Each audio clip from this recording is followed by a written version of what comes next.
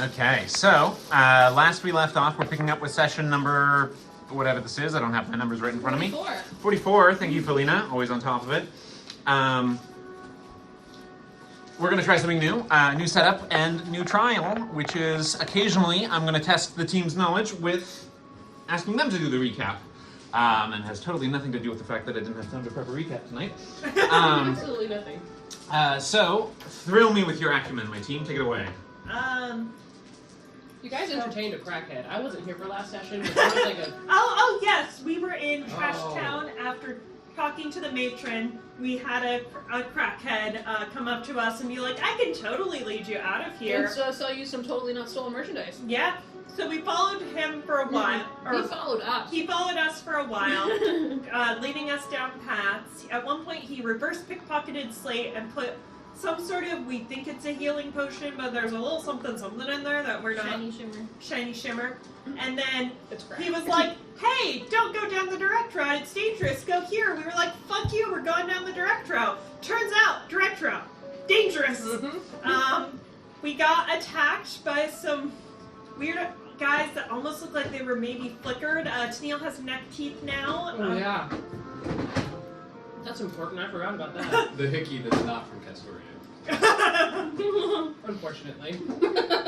So, after that, we all got all gussied up for Hitting the club. hitting the club. We hit the club. There was swing jazz. It was cool. There were half-naked people everywhere. Woo! And There full were naked silver people. dragonborn disco balls. And we were like, Sign me up. huh, everyone has a matching tattoo of a key. Interesting. Almost like There's this a really is... sketchy dude with the tattoo of the key we decided to talk to. Yeah. Renasta sounded a little weird that night, though. He had a bit of bad cold going on, or it was some strange. I get nervous. Yeah, so we found... It's been like 3 weeks since I've... All right. So...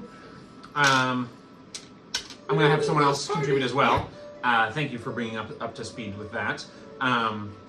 Flo, do you want to help inform at least what happened? Again, players who were around know what happened. So in some cases, some of the stuff might only be known to Flo, but go ahead, what happened? Yeah. So Flo talked to the guy standing up against the wall. And he led us to, we gave him the secret passcode from, who's the passcode from again? Oh, from Nestor. Nestor. Yeah. And he led us to Virtuous Vent, right? That's correct. Okay. And Virtuous Vent was way off in like this side chasm where you could kind of hear the music, but it wasn't like super close by, but in the same area. And there's a giant, like one of the flying cats. The Felidrin, yes. The Felidrin. And he thanked us for the message because we conveyed all the information that he was looking for. And then I talked to him kind of in the side, and then he revealed to me who my father was. Which, do I say everything? Yeah, you can mention it. So my dad's the smiling gentleman.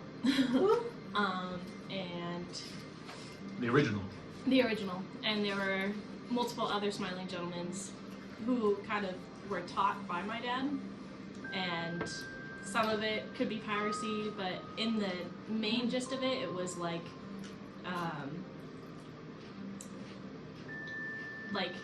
raiding the really rich to give to the poor kind of deal.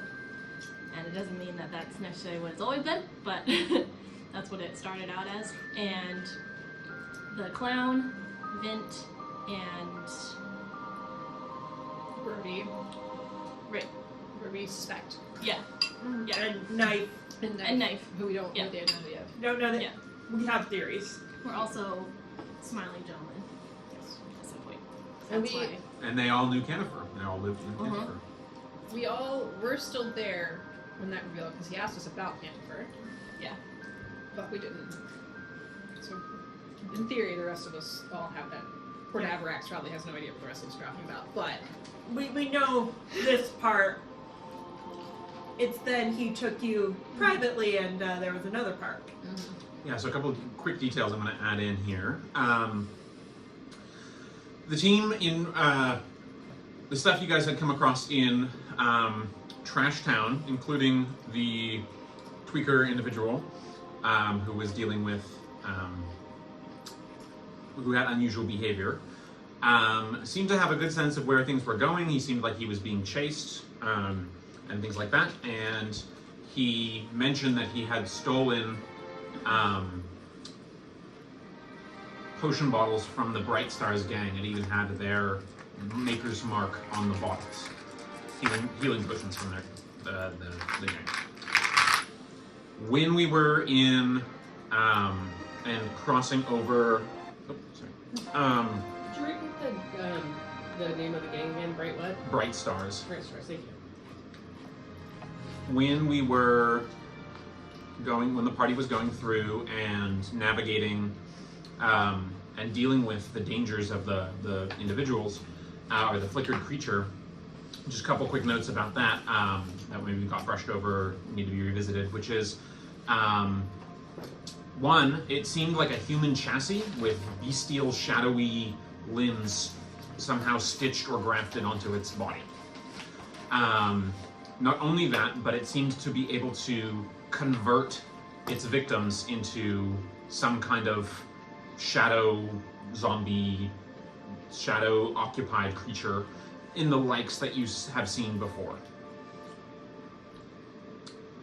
The bodies were all recovered by the health ministry, who took them away and seemingly took them put them on one of the steam powered and gear powered lifts and lifted them up into an area on Worstarch.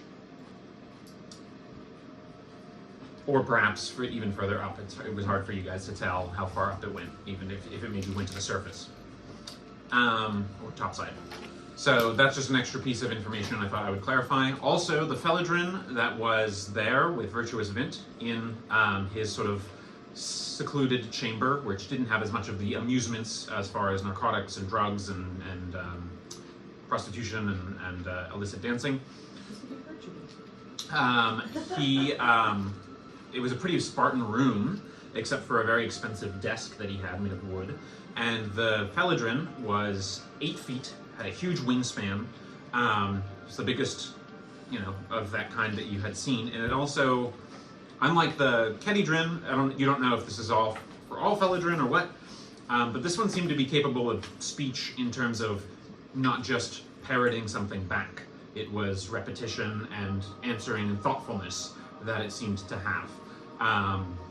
So, for instance, when Vint asked it to deliver a message to the Guildhouse 5, the Stoutarm Expedition, the Felidrin, seemed to be familiar about where that was, who that was, and responded in kind. So, just an extra note about that as well. On a little subtler note, you guys had discussed when you were going to be leaving, and we had done sort of during the big update. Brandon, you weren't here for this, but during the big update, we had also had a bit of time to talk through things the party would have done readying for embarking on their journey. A little bit of research. Each player did a little bit of research into the Smiling Gentleman, unsurprisingly, into some stuff to do with the various books at the Prismere Outpost Library situation, which seemed more of like a temple. And you guys also noticed what seemed like some politically directed education systems that were happening in that time. In that area, excuse me. And then you guys also researched creatures along the Night Cove region, which is this region here. And a couple other topics. So Slate might have a chance to do that. I believe some people made some purchases, but we can go through with that. As far as timeline goes, this is the end of what I believe is the 19th turning, about to be the 20th. We've got maybe, Slate will have a few more hours because he didn't have a chance to do that, but the team is getting ready to go down and go to sleep in Cantofer, in the various rooms inside Cantofer. The plan was basically to meet with Guildhouse 5 at Cantofer, meet with the Stoutarm Expedition at Cantofer and teleport out, get out of the cities, reach walls, and then teleport over to the mining rig in the southern Dustband Range, which was indicated to be somewhere around here, south of Dreadmarrow and sort of to the northeast a little bit of Cranelec, which was the city or town that the Stoutarm Expedition had first landed to before splitting up and retracing their way back to Shadveer. So that is the basic plan. I believe also that on the 20th you guys were going to be picking up your Nightstein stove and had to pay the rest of that money. So I believe that you guys didn't put down anything initially. It was just going to be due upon delivery. Do we by chance have the amount there? I can look it up, but if I not... want to say it was like 4 or something, but I can look it up. How much you're going to pay for it? So let me know if you don't find it, and I'll see if I can find it myself. So that's kind of the basics there. Thank you for doing the recap, by the way. And also, everyone go ahead and take foodspiration for those of you who brought food and all that kind of stuff. So we'll start, while Felina's looking that up, we'll start with Slate, because you didn't have a chance to do this before. Is there one particular research topic or errand that you would like to run here in Shadveer before we disembark? Taking into account, of course, the new changes with martial weapons, if you want to make a new purchase for a weapon, if there's an area you want to explore, if there's something you want to visit, like a crafting house in the crags, if you want to visit the library and research a particular topic, let's hear it. I would probably want to go to the library and find something out about, something a little bit higher level than just the Gaffer's Guide to Metalsmithing. Okay, yeah. All right, go ahead and make a investigation check. Okay. And you're noticing the same that I indicated elsewhere when I was describing this. It's more like a temple with shrines with 7 different colored candles, one for each of the colors of the rainbow, or each of the colors of the Prismere. It's got 7 multicolored columns in a sort of Grecian-style building, and it's a vast, multi-tiered area. Individuals often light or pray to a particular candle when they're hoping to embody a particular element of that candle's color and its reflected characteristics.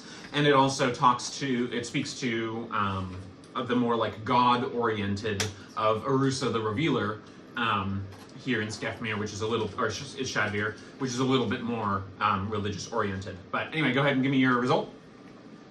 Okay, and just bear in mind I did take Keen Mind. So Hey! and I took the improvement in investigation. Okay, So that was a 26. very nice, very nice. Yeah, so Keen Mind no longer gives you like the perfect recall, if I recall correctly. It just gives you bonuses to intelligence and expertise, and then the ability to do a search or study action on the bonus. Expertise or an additional proficiency. Okay. Did we all take Keep Sign? Did we? No, I took Observant. Okay, good. All right, so 26. 26 is great. The new linguist. Yeah. 26 is very good. And yes, this area is known for its smithing skills. It's known for its ability to differentiate the merely excellent from the phenomenal. And it's refining, there's a lot of refinement in mastery here. There's a lot of pride in work. So the book you find has some religious intonation, as would be befitting of this region, but it is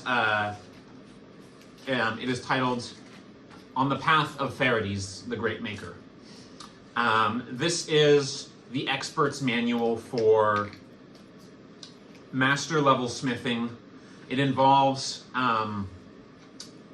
yeah, you rolled a 26, so you found probably one of the rarer books on this subject that isn't in the restricted section.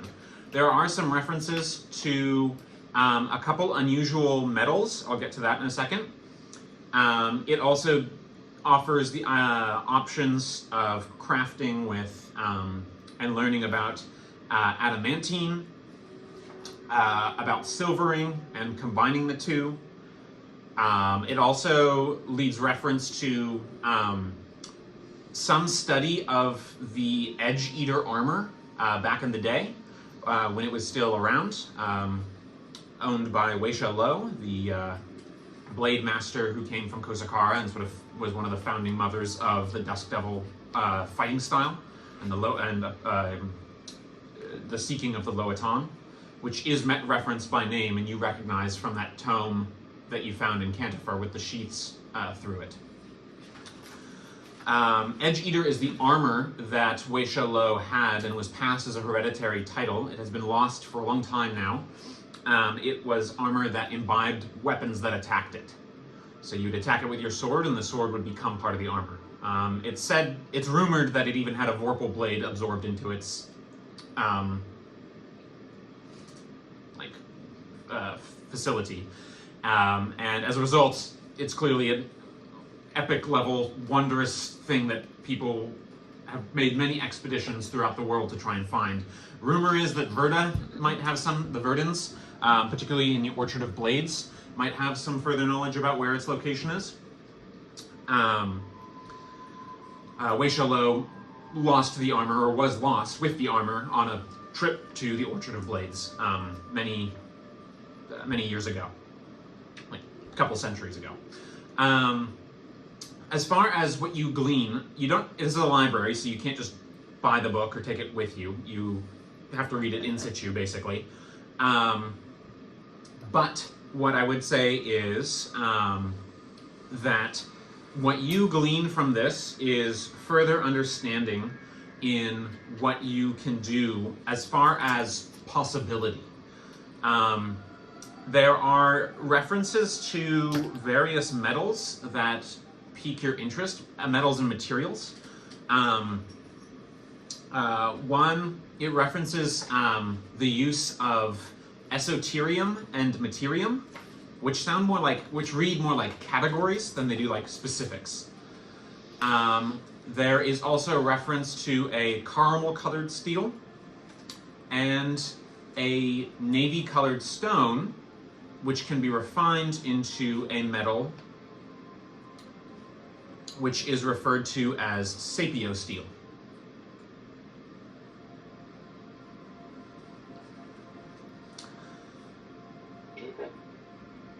As far as the rest goes, you get a little bit more sense about technique reading maybe some of the stuff that is around the garment making and stuff like that after studying Edge Eater.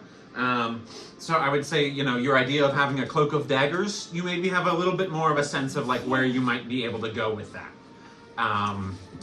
You're not sure, you're now sure that you will need more than just, you'll need what is referred to as a catalyst for crafting magical items, which is the recipe or mixture of various magical ingredients, pieces of creatures, or certain materials as referenced, like the esoteriums and materiums, that trigger what's referred to as resonance of the mundane and graduating it to magical.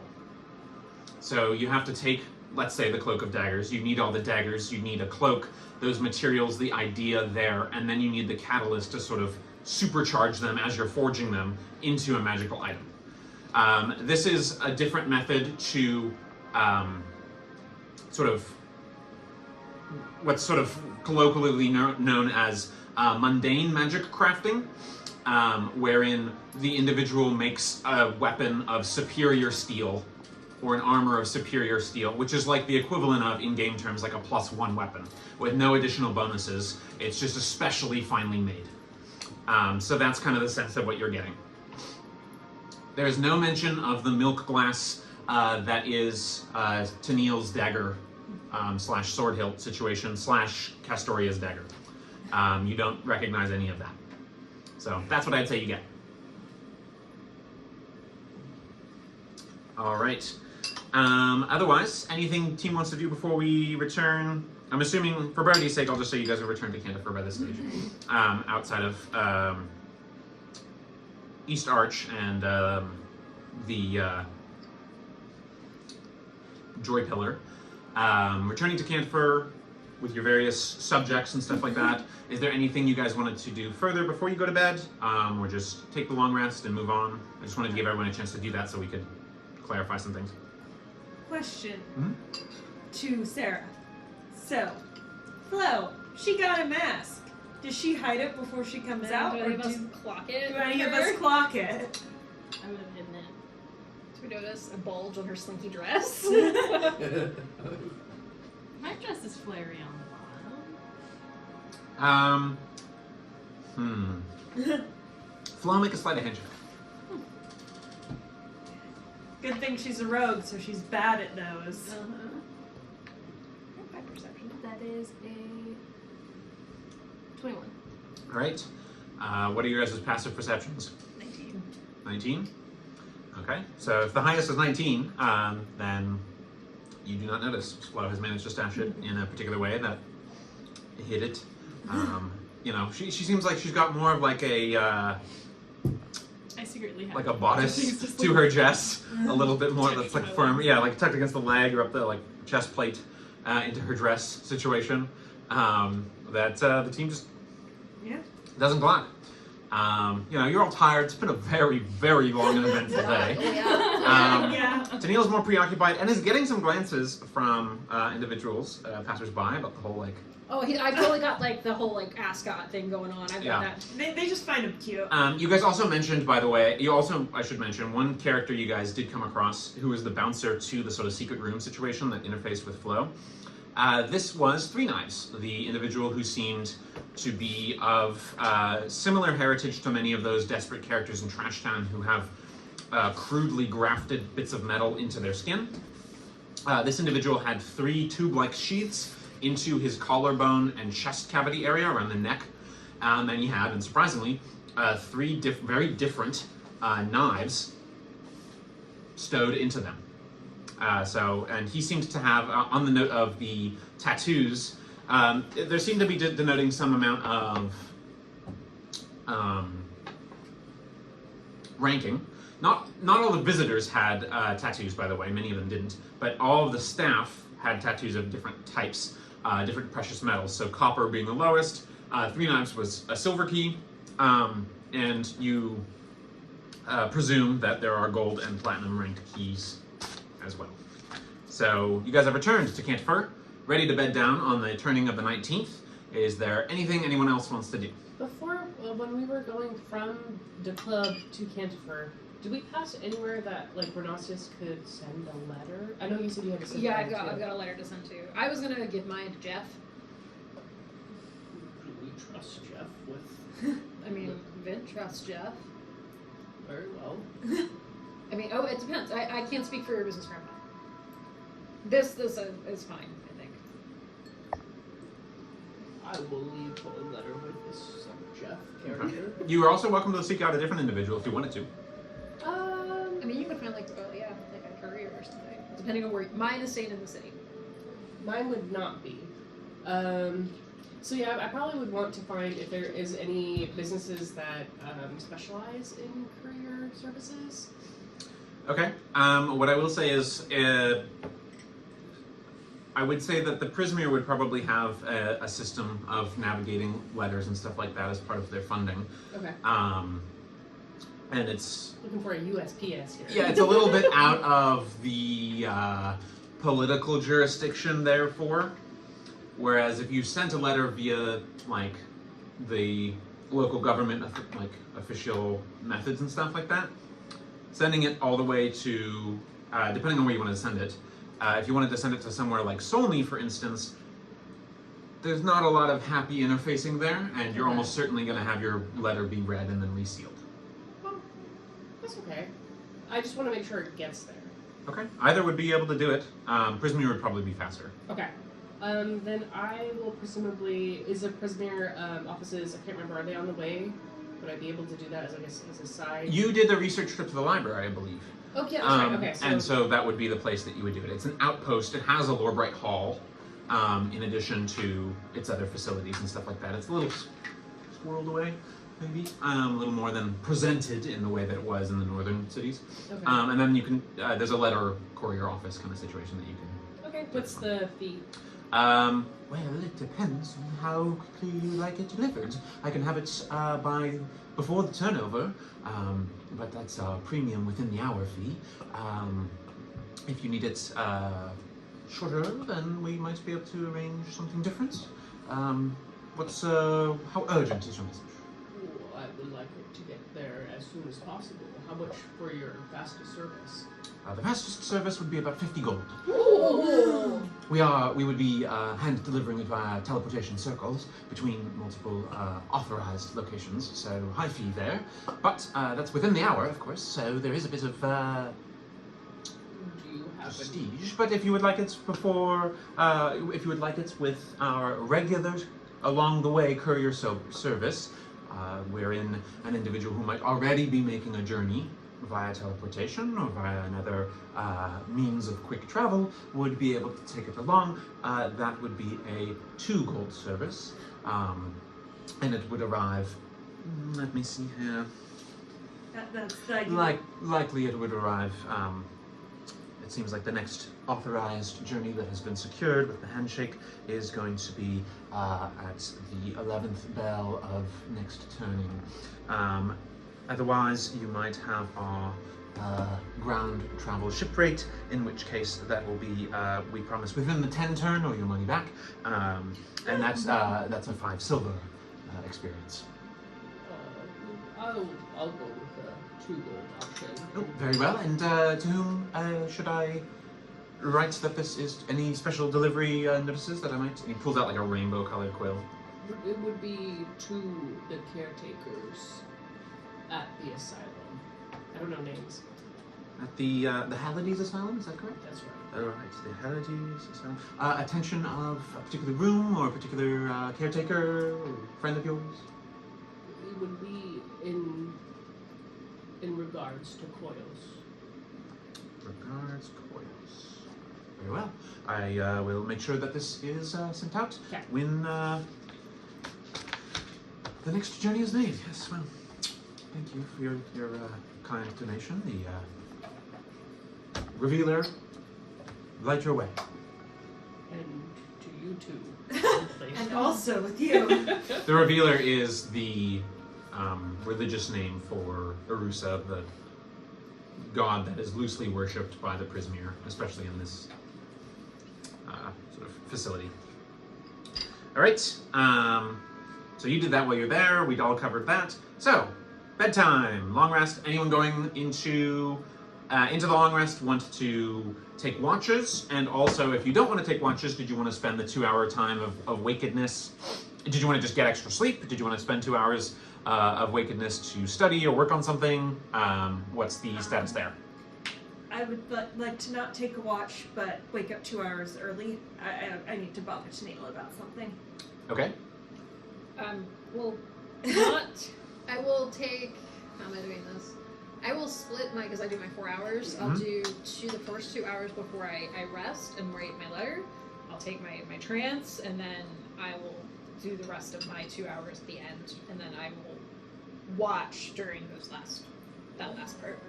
Okay, so you're on watch number 4. Yeah, I'm on last watch. Flo, what are you doing? I'll take a watch. Okay. Do you want to be on watch number 1, or do you want to do? Yeah. Okay. So you're doing watch. Number 1 is okay. Yeah. Neverax, what are you up to? I'll just do second watch. Okay. Slate. I can do 3rd. All right. Cap. Renostus is kind of the freeloader here on the watches, along with Natka, because Tennille's doing number 4. So did you want to join in on one of the watches, or did you want to take 2 hours to sleep extra, or to research or do something? I have here to do is to follow up on drow anti-poison. And I think this is something that we had picked up. Is that ringing any bells? We the people that attacked us, the crossbow bolts were covered in drow poison. Galatha drow poison. Okay, that doesn't seem like an Just drow immediate, Or drow poison, yeah. immediate need to do now. The Galatha Drow are just the nearest culture of Drow. If I had 2 extra hours, would I be able to spend some time in the laboratory analyzing the... Certainly. That's what I'd like to do. All right. So we'll do your check for that now. So I would say that's probably going to be a nature check, and you can add your proficiency bonus if you are proficient in alchemy supplies or poisoner's kit. I am. On top of if I'm already proficient in nature, I would double add my proficiency bonus. Or just do the flat nature with that already contains my proficiency bonus. I'll say yes because it makes it more incentivized to get proficiency with tools. Yeah. I don't remember what consistency I've been doing for that, but you know. That would be a quick maths 17. 17. So I would say with the 17, you at least identify the way that it affects. It's clearly based on injury administered to the body in that regard. It seems to make one sluggish, make one slow, and a higher level of dose or a lower level of sort of internal constitutional resistance against it may lead to someone immediately passing out or being put to sleep. You would probably need a little bit longer to brew and come up with a recipe for some specifics, but you have some initial ideas about how you might be able to counteract that and stuff like that, because it seems like if anyone wakes up, they'd still be like kind of groggy and things like that for a while. So you're kind of identifying different parts of it that you might be able to treat. So I would say if it comes up, you might have a little bit of an advantage towards helping treat someone or recover from it or something like that. But you might need to do some further research to get a like antidote that can be handed out. Gotcha. Further work than 2 hours work, I would say. But you get an idea of some of the recipes that you would need to do so, I'll say. I'm sorry, the more pressing thing is for Grandpa to look at Tennille's neck teeth. Well, he's awake. If you're doing this before, like, you go to sleep, he's awake in his room writing a letter, so you could potentially just come in and bother him. And Kat, the player character, wasn't there. You got these as a part of the flickered creature. I was bitten, yeah, and the teeth stayed embedded in his neck and lowered his HP max by 11. Okay. Would that be okay with Nicholas while Tennille's writing a letter for Grandpa to do a cursory examination of the teeth? I'll say I'll allow a cursory medical check, so medicine check. These are absolutely... Go and make your perception checks, everyone who's on the watches, and just hold them. Absolutely disgusting, and it makes my skin crawl. Yeah, me too. And they're in my skin. Ooh, that's not much funny. Alright, very nice. Okay, so physically, nothing wrong whatsoever. Okay. A deeper look, perhaps with some magical talent, might give you a further understanding of this, but with a nat 20, go ahead and take your inspiration, by the way. So we have sleep inspiration. Nope. We should have sleep inspiration, right? From the kitty spa? Yes. In general, inspiration doesn't carry over. So you got to use it in the session. I see. Okay. But you have it now either way. Okay. What I will say is, with an nat 20, you've encountered some energy similar to this. You're almost certain that this is a derivative of, or relationship to, it reminds you most of some of the stuff you encountered at Damden's Ranch. Okay. So it seems to have that cold, nauseating energy. What's interesting about it is it seems, what's different about a lot of what you came across with Damden Ranch was that it was bestial. Mm-hmm. This seems a humanoid hunger. And it seems a little sharper, more intent, you might say. And also, the fact that this came out from a human being is a very interesting note. It also reminds you a little bit of like what happened with the gnolls and the dusk devils on the road, where they were eating each other and killing each other. And it seems like, that's mostly what you're getting. Unmistakably, it is affecting the spirit. As Tennille clearly seems more tired, seems more sweaty. You also notice the irises seem to have the faintest like spiral marking to them when you look, just like in the right kind of shadows. Oh boy! Like when the shadows fall over him, you see that a little bit. Grandpa like pulls out a little pocket notebook and is like jotting down notes, but just has that concerned look. I don't know if I like that look, Grandpa. I don't know if I like your eyes. What's wrong with my eyes? I'll like just around my pockets and pull out like a little mirror. Oh. It's not good. It's really not good. Nope. Alrighty. So, Tennille, during your rest, go ahead and make a Not round. go ahead and make a wisdom saving throw, please.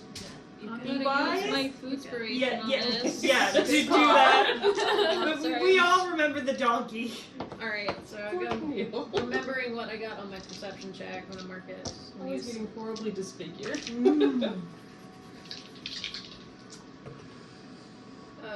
Well, not great. That's 13. 13. It's above a 10. Yeah. Probably not cured, but you know.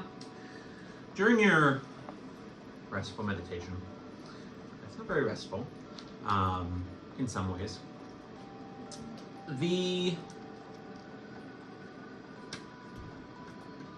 The aspect of what you're seeing is a bit of like a dream that flashes back and forward and scene changes over and over. You get glimpses of what seem like a starved person hunched and hoveled in an area full of refuse, emaciated, ribs and spine all visible, desperately crawling out for food wherever they can find it. It feels like there's an intent, a plan, an intelligence behind this individual that has been turned. And you feel hands you are this individual, and you feel hands grabbing you and roaring pain rip through you as parts of your body are torn away and something else is supplanted there. You see some kind of dark curtain or symbol of some kind every now and then when you close your eyes. It's just there. So yeah, well, that's what you get. Otherwise, you wake up, kind of a sort of startled. Teeth are gone. So the hit point maximum reduction is gone. That's been removed. Sweet. That is not persistent over long rests, thankfully for Tennille. But you check a mirror again, and you still see that spiral design in the iris. I've been flickered. Just every now and then. Oh no, not exactly. But certainly there's a something there that you don't recall before. So let's do the perception checks while that's happening. Is it dim light conditions? It is in Cantofer. It is well lit, but otherwise it is dim light in the city. Yes. Okay, 13 for dim light. 13. Okay. Passers-by here and there. The sounds of Trash Town and its cries and raucous sounds and screams feel a little more personal now that you've encountered some of the beings that live there. And you are probably a little bit preoccupied with some of the experiences that you've had, and looking upward towards East Arch and things like that.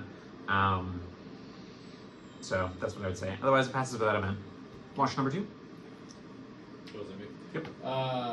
Navrex's eyes are in opposite directions. The tongue is out. That's a nat 1. Oh. He's a tired boy, and he's a little worried. I'd imagine you'd probably be a little worried about what's to come and the dangers that you might be involved in, especially since you read that Nasties of the Night Cove book in the library there. And you're particularly thinking about some of the different ideas that you thought of, and I imagine that you might feel like you need more information. You might be a little bit worried about, you're having like stage anxiety of like, before I go give my presentation, like I need more information, because you're about to embark on this dangerous thing. But you feel, with Hushed Breath and Saeed and Anwin joining you. I mean, that's a reassuring thing, but you're starting to wonder what's happened to Cargrim, and probably that's distracting you from some of your events, your attentiveness. Watch number 3, Slate. Go ahead and give me your perception check. 21. 21. Nice. You are noticing along the edges of some of the towers in Worst Arch, the upside down structures there, you're definitely noticing a lot of flashes of bright, almost bright light going here and there, accompanied with some shouts and screams. And then it sort of falls quiet. I'll let Tennille know when he comes on along. All right, Tennille. 18. 18. Your gaze is a little focused southward. You don't really have a lot of attentiveness as much as what you might expect, but you do notice that it seems that there seems to be an individual who recently arrived at the gate.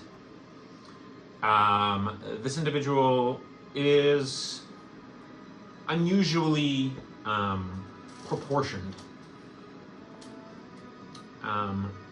in a way that's hard to quantify, is what I would say. It's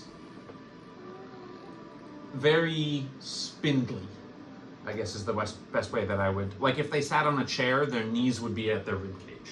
Like really unusually long legs. And really unusually long arms. Dressed in finery. And seems to have a very like expressionless and almost like paper pale skin tone. Palest individual you've ever seen. Male or female or not determinable? Not easily determinable. You'd hazard a guess as a male, but not easily determinable. Also entirely hairless. No eyebrows, no hair, anything. Cool. They seem to have a bit of discussion with one of the guards because they were wearing not quite a mask, but bandages over bandages of a kind, like some kind of religious wrapping over their head and around the face. And so they had to lower it. With an 18, I'd say you notice very small puncture holes all across the face. Cheekbones, nose, forehead, head, back of neck. It almost reminds you of someone took like a hole punch and just hole punched through a whole bunch of their skin. Hate that. It's not gonna give Felina nightmares. But very far distance away, so it's hard to notice exactly. It just looks like, to you, it looks like they've got really dark hole punch skin, like or dark holes in the white skin. It stands out because of the color contrast. And behind this individual come two more. Okay. So that is what you notice. All right. So otherwise, long rest benefits all the way around. In restful conditions. So I believe that grants the the temp HP. Look at my thing. Oh, wrong one. Should be on your guys' on your handouts on the other end, opposite side. Oh, it's two sides. Wow. Yeah, heroic inspiration for everyone. So if you didn't have heroic inspiration, go ahead and grant it. And then very, very early in the turning, I'm gonna call it to Tennille's room. I'm gonna hide my letter. Because doesn't even notice that. She kind of sits on the edge of your bed, quiet for a little while, and then, Tennille, Little one. you know how you have that thing where you can send people messages over like a really long distance? Yeah. I was wondering, can you do that today? I can. Is there somebody in particular? To my parents, maybe? I don't really care which one. Could you tell them that I love them, and I miss them, and I'm sorry I'm a burden on them? You what now? Not that I'm sorry I'm a burden on them, and He everyone. smacks you behind the head, like gently, just like bops you in the back of the head. What? And I'm No, a burden- no, what? no. Never, ever, ever, ever say that to them. You're not a burden on anybody. I mean, Don't Stop. Stop it. Sorry. Don't apologize. Sorry. Don't. I'm sorry. I'm gonna, like, hold you. Sorry, I'm just rocking a bit. I'll just hold her and try to comfort Okay. her. No. Oh. Don't think like that. You're not a burden. They love you, and they take care of you because they love you, not because you're a burden or an obligation or something they feel like they have to do. Do you know how lucky you are that they found you and took you because they wanted you? But then I abandoned you. I'm a big boy, and yeah, I can handle myself. Okay, you're very scary right now. Sorry. Could you tell them I love them and I miss them? Yes, I can tell them that. And so while she's sitting here, I will cast sending to Nadia because Bria terrifies me. Fair.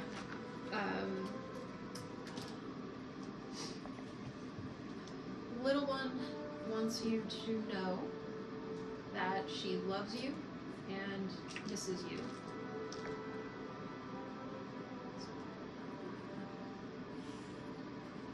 It's been a rough turning. Also, she keeps leaving her underwear on the floor. How do I get her to stop and like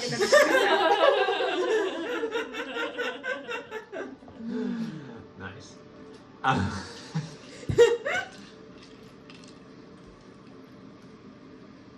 How lovely. Except the underwear part. We, of course, love her so much.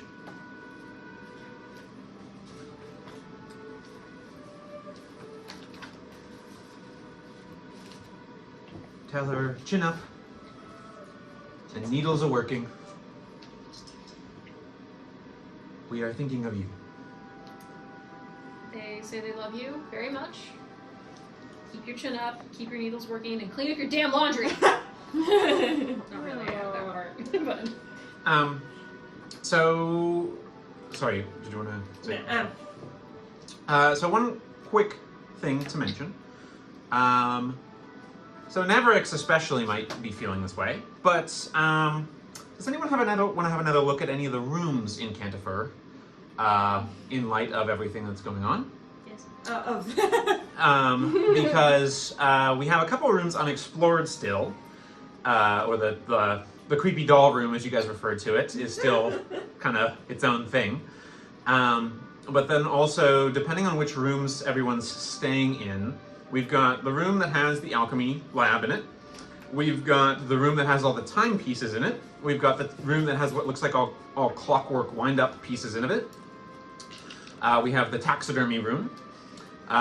We have the room with all the keys on the bedspread and the chest with a whole bunch of locks on it.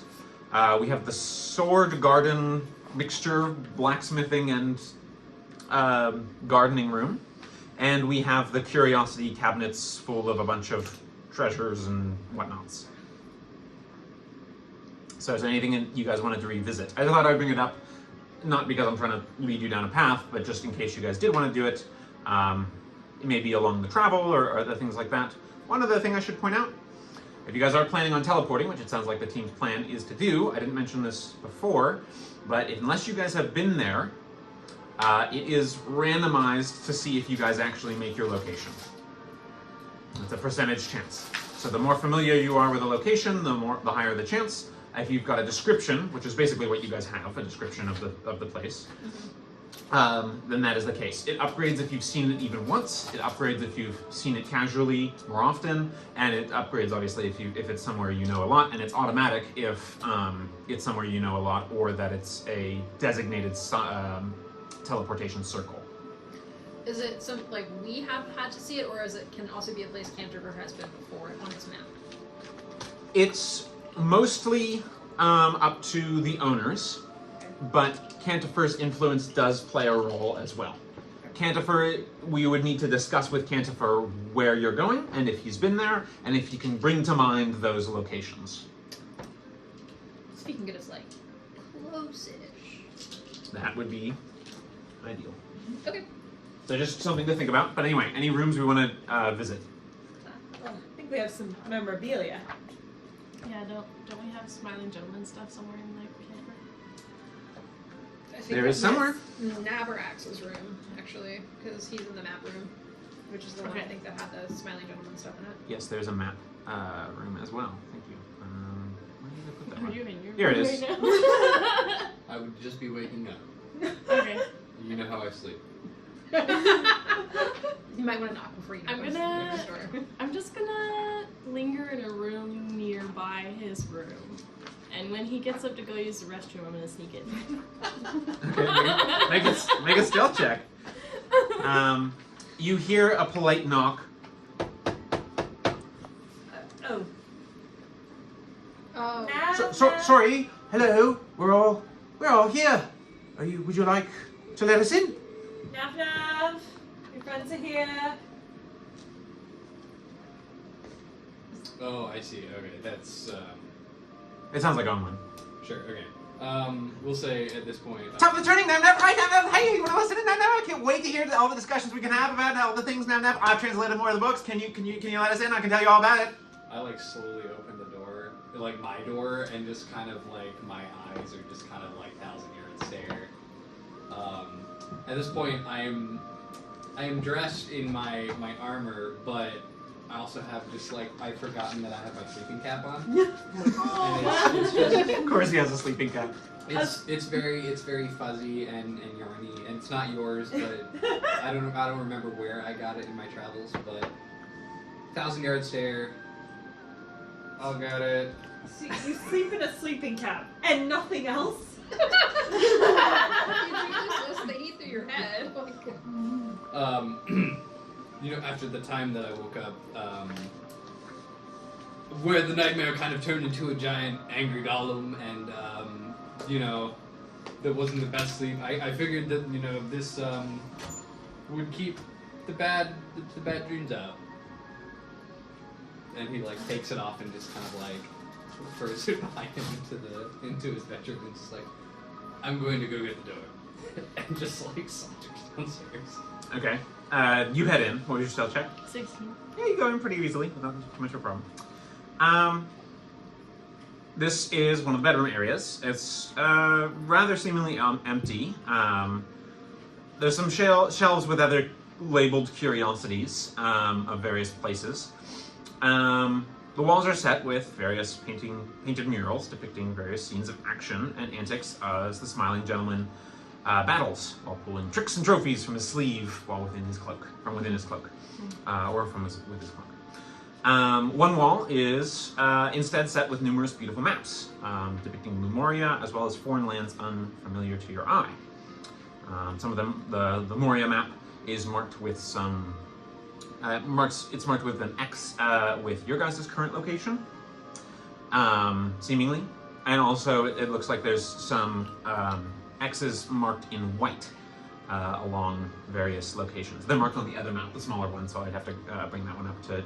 So let me know. We can maybe take a look on break or something like that if you want to look. What did you want to look for? Or look at? Anything related to Smiling Gentleman. Okay, so those are the murals on the walls. Yeah.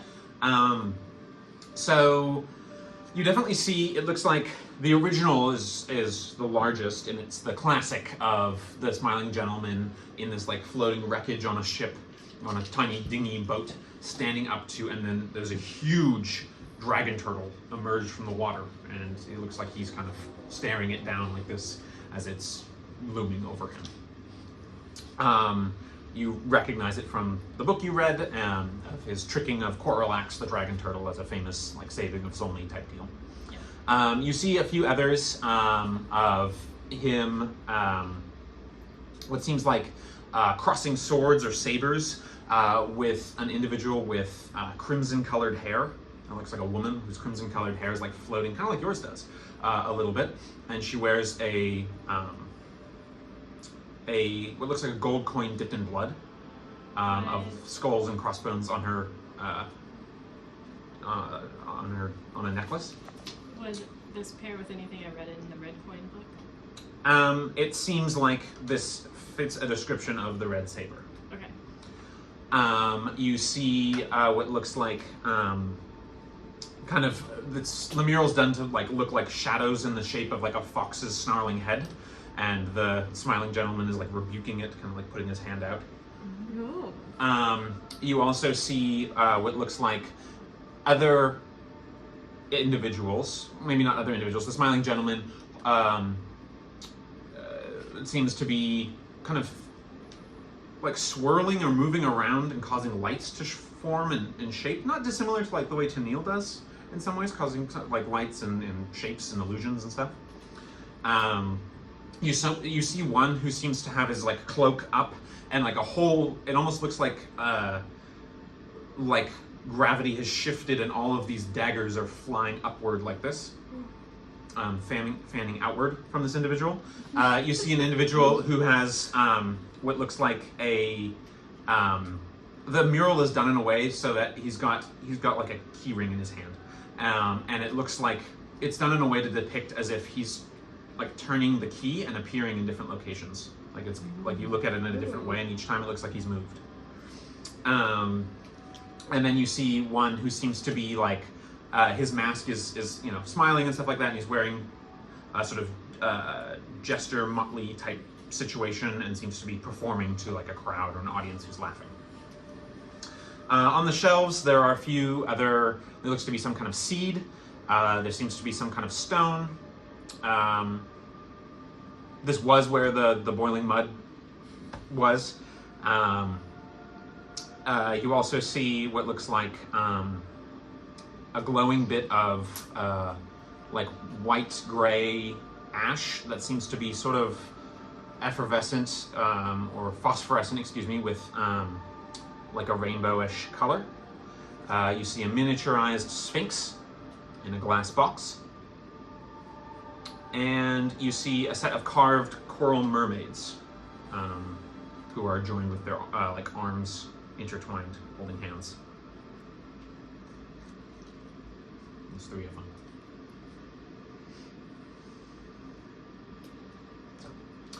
them. You notice there seems to be something else on the map that's moving, an X or a dot that's moving.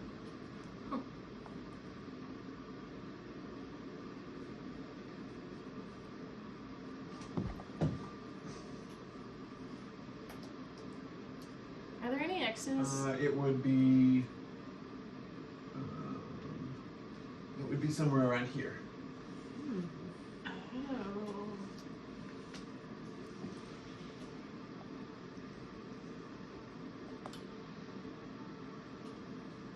The white X's are stationary. Are there any X's nearby where we are? That doesn't look like us. Well, you guys did mark where you threw down a marker, actually, for where the ship is, or the following koi ship. And then I would have to look downstairs at the map to know where the nearest white X is. I think I did them in actually blue because the white doesn't actually show up on the thing. Okay. So I'd have to look downstairs for getting a better piece of info on that.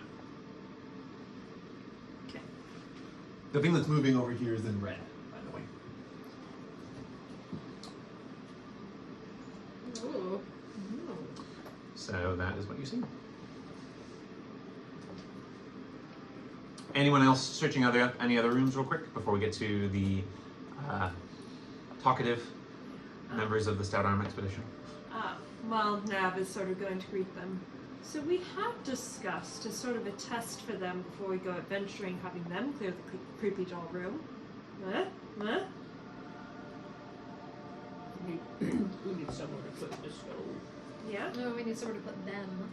Not two. I mean, we could stand, like, we you know, if it gets too bad, we can pop in, but I don't want, you know, we all cleared the... No, I don't want them having, I mean, no, this is a little mercenary, but, I mean, they're gonna want stuff if we let them clear it. True. What do we want to do about it while they're here, though? Because we do need space for them. They can sleep in the sitting room. Yeah? It's better than sleeping outside, I'm sure. Oh, yes. Let's see how the journey goes. We might have some time to use on the journey. And so obviously we're bringing them in the wagon. We're teleporting away, so they'll know about that. There's also a bunch of shiny treasures, and someone who I'm sure would love shiny treasures. How are we gonna navigate? Or Lock the navigate? door. Door's off limits. Don't go in. Megan. Can I make sure I snuck out of the room? Sure, that's fine. When it goes to restroom. Sorry. Okay. I missed it. What? Are we going to navigate? I get it. I mean, we might just tell them, be truthful. We haven't fully cleared. We don't know what everything is, but our main priority is finding your friend. And Well, it's good to see you, Navarax. It's, please, would you care to, introduce us to, your means of transportation? We have, by the way, we brought for you, what seems to be a cash on delivery service. So just fill this envelope. We have a stove for you. oh, look at that! Renastus, we have something for you. Runs down the stairs. Did you find the amount? I want to say it was like $340 because we got the bells and whistles on the medium stove. But we did get a discount. We got- I want to say it was $240. Maybe okay, it was $340. Okay. I'd rather err on the side of generosity to you guys than Okay. penalization. Aw. So we'll go with I appreciate 240. that. I didn't look for it. I don't have it in front of me. So we'll go with 240 and go with that. Okay. Um, I think that actually is Where, right. where did you want it? Well, we have a. Sorry, I didn't, what was your name again? Oh, I thought we've already met. I just have a terrible name. I'm good with peoples, but not people. You'll understand. I love to learn about the Furbolgs and the people of Verda and some of your maybe where some of your heritage came from. But individual names are not really my.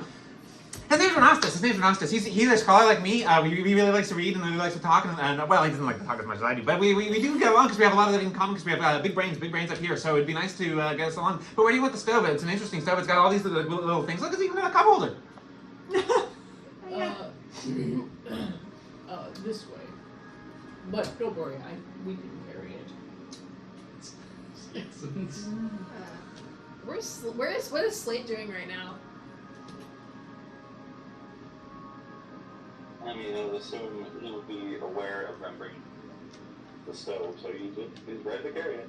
I was gonna like try to grab Slate and be like, hey, aren't we? Were you gonna take that potion to Jeff to give it to Vint? Yes. We definitely don't want that potion on our Yeah. person. Mind if I tag along? I've got something for Jeff as well. Yeah, let's get that done. Okay, so You guys can go off to Jafir, the half-drow individual, and he says, well, I want you to know, I understand you're going to be leaving, it looks like, and don't worry, I've already spoken with the shift change. I'm just about to turn in fact. Is there something I can provide for all of you? well, first the more diplomatic business. Could you help facilitate a message to Lady Castoria for me? Yes, I believe I could. Would you? Is it a matter of urgency? Not particularly, but you Well. know. I will. And he kind of tucks it very safely, like double checks it already. He's just like, yes, Okay. I can do that. Thank you, and I'll toss him. I will. 3 gold. Well, that's very generous, but it's not necessary. Lady Castoria has made it very clear how things will be handled amongst your folks. So it is an honor to be able. It is an honor to be able to provide and render this service to the Lady Diplomat and her allies. As for you, my big man, what can I give provide? So, just if you could bring us so much of the virtuous bit, and wouldn't drink it, I'll hand the... Oh, are you mad? Don't. And he kind of just like shush. Yes, I can. Kind of tucks it in. Is there something? And as he lifts his on his right side, he opens his coat a little bit. You actually see right right around his like the meat of his shoulder, he actually has a copper key. Ah. Okay. Oh, he should be. What would you like me to tell this individual of upstanding nature and vast business reach? He says as like a group of patrol comes in and walks past. Just tell us from Slate who we expecting it. Very well. I will see to it that this is done. Make sure that you obey all of the. Obey all the various regulations of return. I have notified the staff to be on the lookout for your return. Safe journeys. And he kind of marches off very stiffly. Thank you, Jeff. And he kind of like straightens his uniform and carries on walking. That was fun. He's always a fun interaction with him. Yeah. Okay, so with that done, you guys bring in the stove. It's a decent size, it's heavy. I'll say Slate is able to return and assist, that's not a problem. With Slate assisting and Navarax and stuff like that, it's less of a problem. Navarax, Saeed helps too.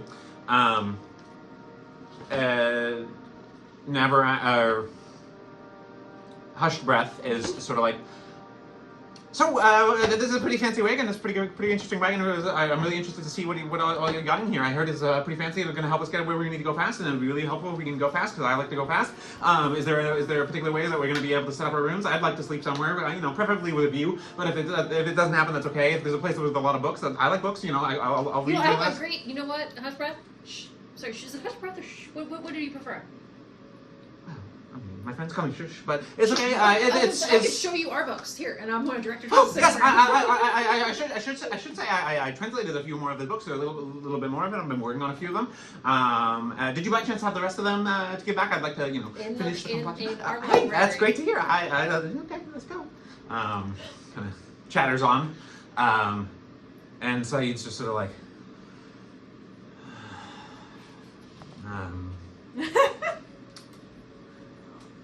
It seems quite a spacious place here. Is there a chance that we might be able to have individual rooms?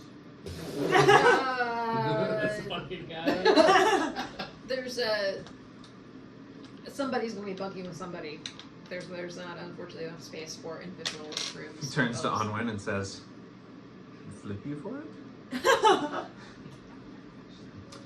I think I'll manage. Just enjoy your quiet. I know you're like, perhaps you can find their kitchen. I would. Well, we have an alchemy lab. It's pretty much the same thing.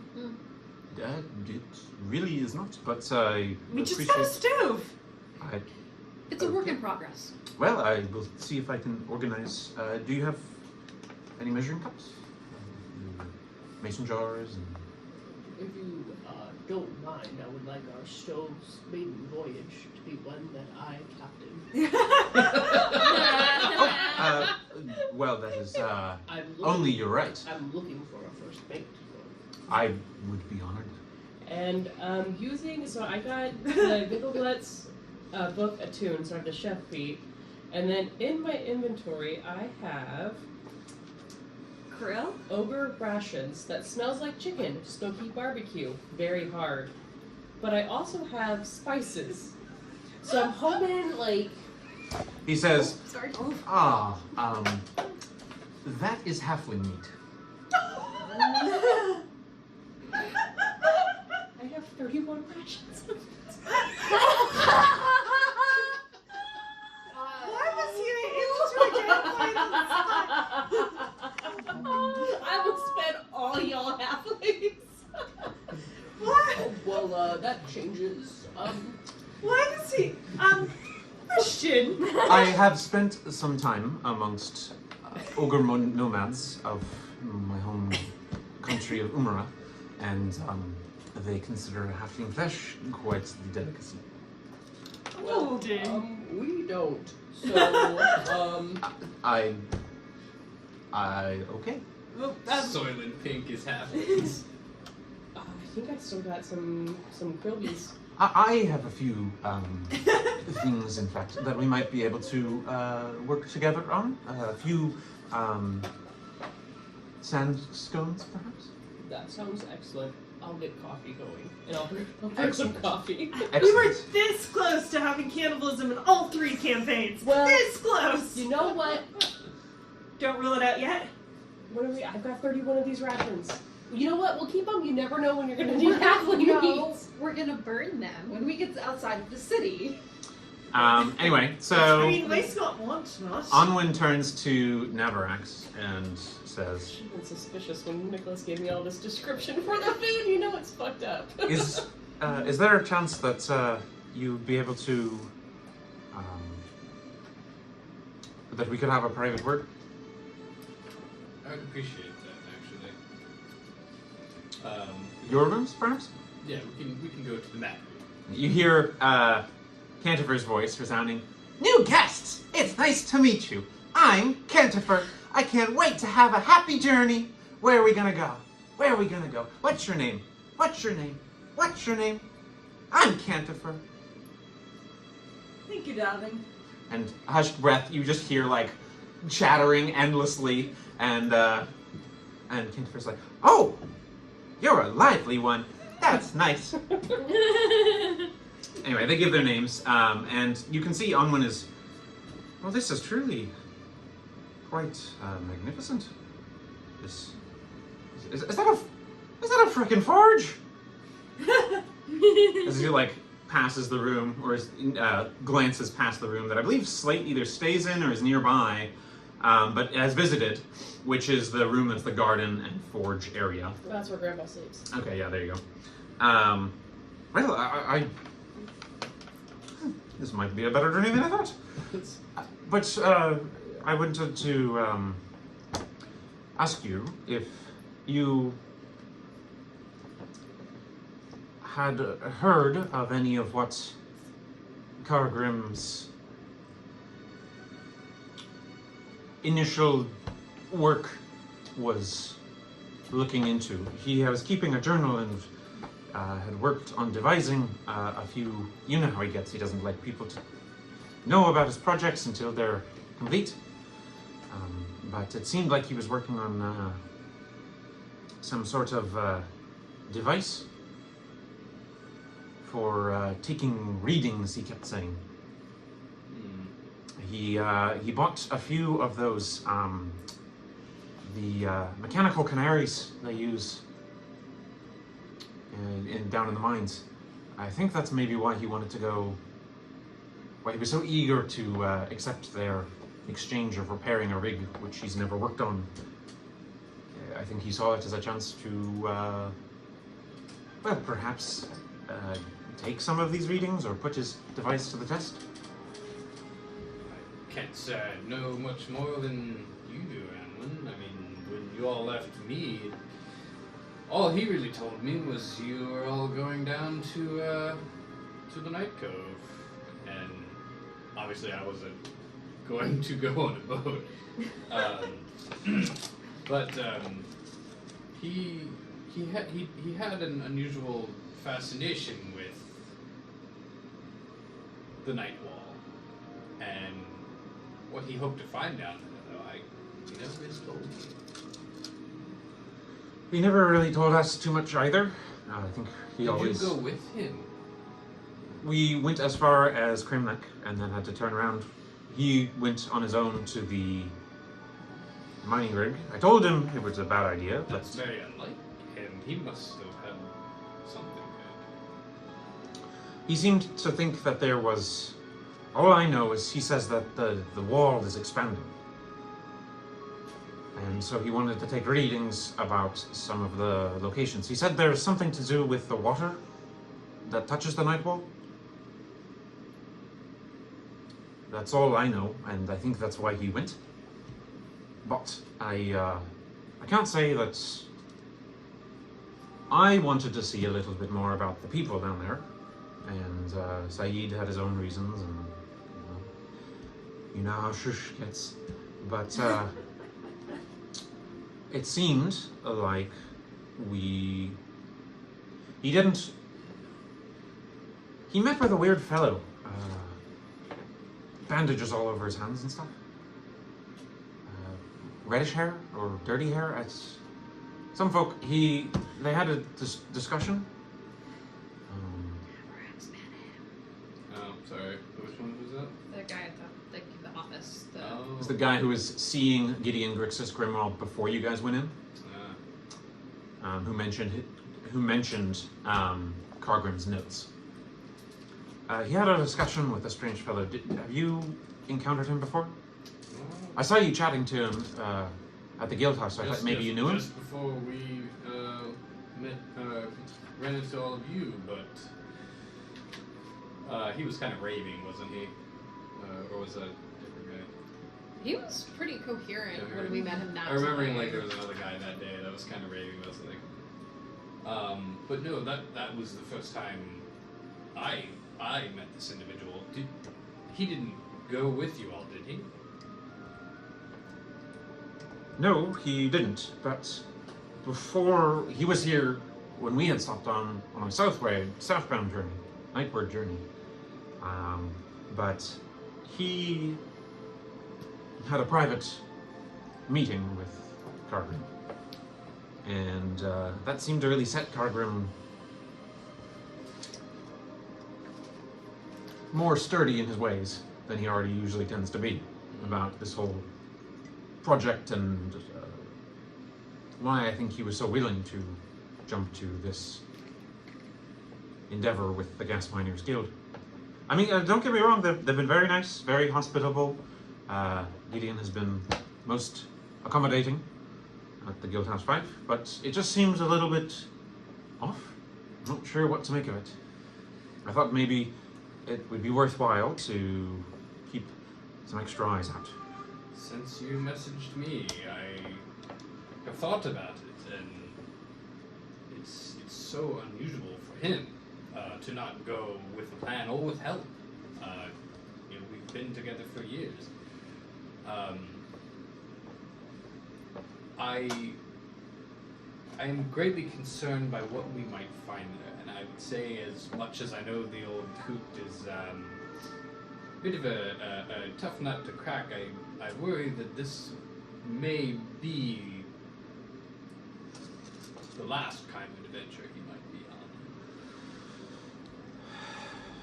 on. I am worried about something similar, particularly since I have not been able to reach him with my messages that I like to send, and how I reached you. I try every turning, and I have been since we got separated, but to no avail. So, your folk mentioned a faster way of getting down there? Not waterbound? Yes, thankfully. Well, as you probably guessed by the fact that it's much larger in here than... I'm magical! Yes. And he kind of like motions towards where he can hear like the murmuring between Hush and Cantofer. It's like I'm sure those two are getting along splendidly. But yes, our wagon here is able to move a great distance very quickly. Yeah, I haven't done it in a long time. It's my favorite. Except for meeting people, that's my favorite too. It might help us a bit if, I don't think any of us have really been where you all went, but so you would have probably the best recollection of where we intend to go investigate this ring. So if you could help kind of guide Cantofer to that location, it could help us be a bit more successful in getting there the right place the first time. Well, I might be a bit of a disappointment there, since I know just about as much as you have, which is that I've seen it on a map and heard about the entrance. Well, how far was it from Kremlin? Well, some distance. Let me check. What's the name of the person that's speaking with Rabbit? Anwin.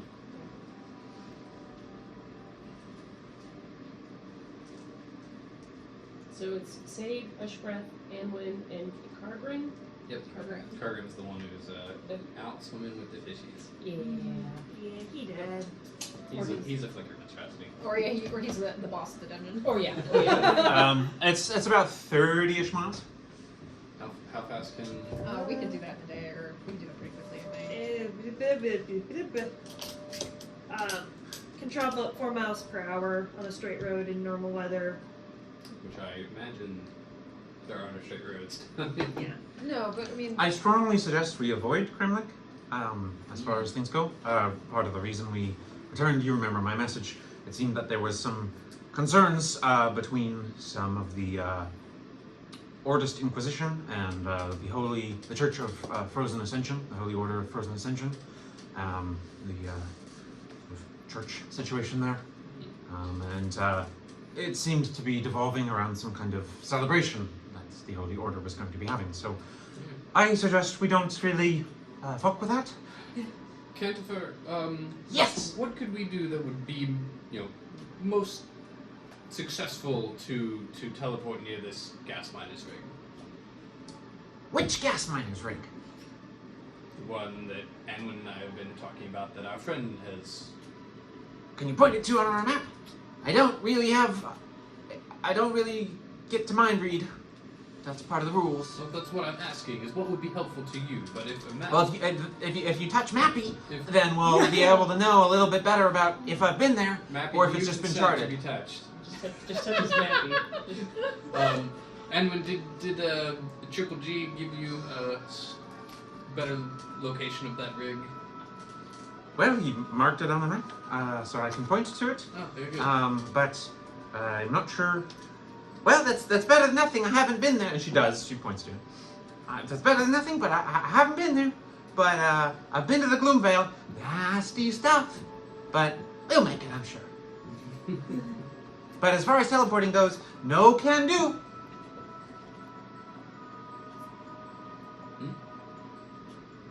We're gonna have to. There's stuff blocking.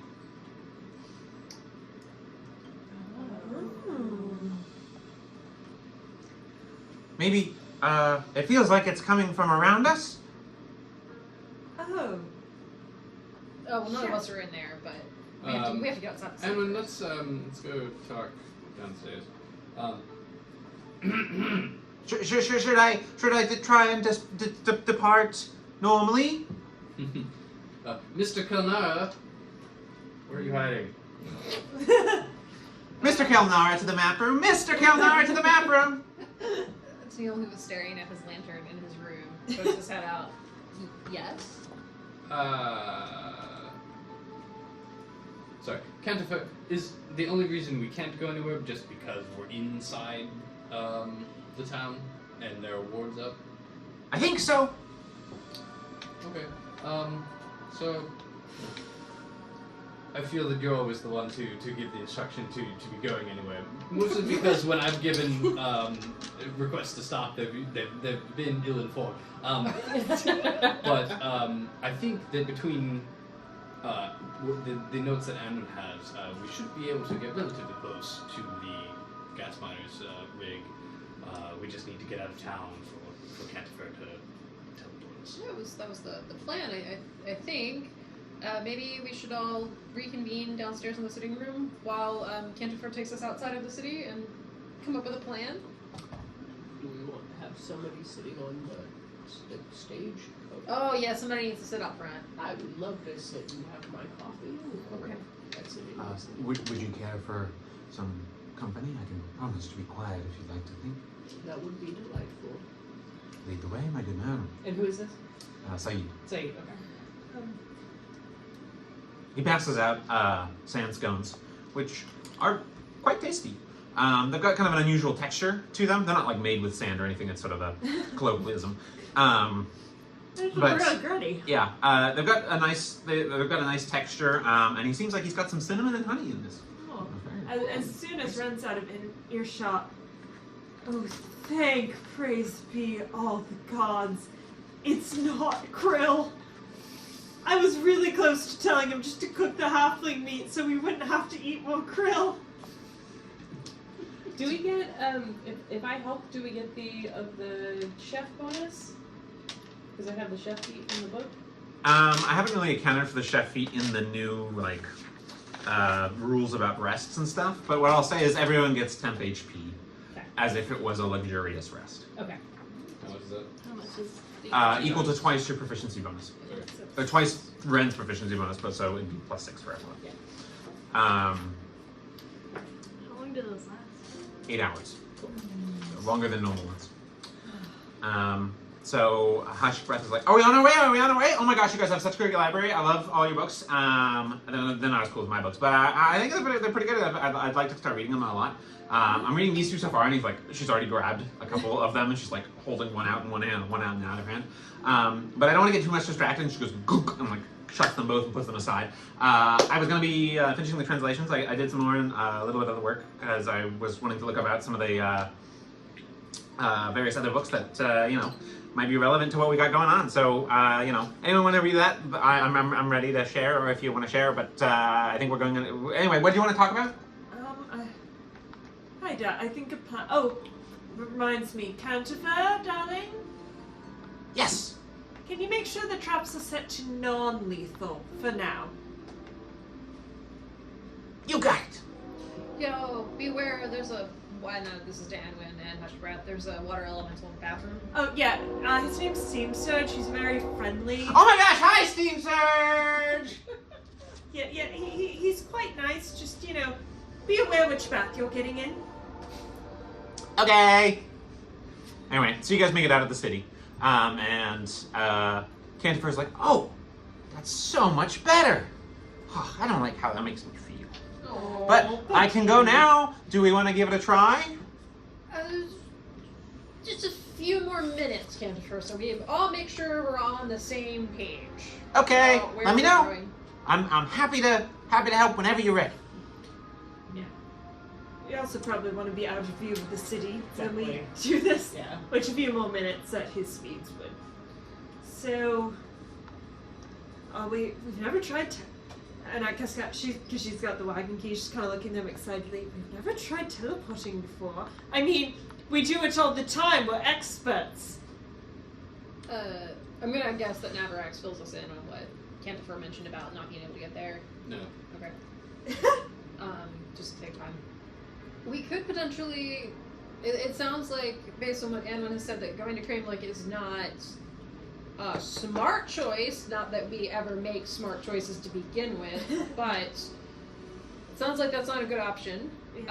Cantofer has been to the Gloomvale, so we could take our chances traveling through the Gloomvale, or maybe coming out on the side of the Gloomvale nearby the mine, or we could just, leave it to chance and end up somewhere strange. Risk it for the sandstone, as they say. Cantofer, question. If, we try teleporting and it goes a little iffy, do you always end up on land? Is there a chance we'll end up in, the ocean? Inside a mountain. I do pretty well, usually. There's that risk. I help direct a little bit. But, it's tough seas. If we get on a good ley line, it's easier, but you're not supposed to know about that. Slate, what are you doing? So, just hypothetically speaking, Cantofer, Oh, I love hypotheticals. how do you handle water? Like being in it?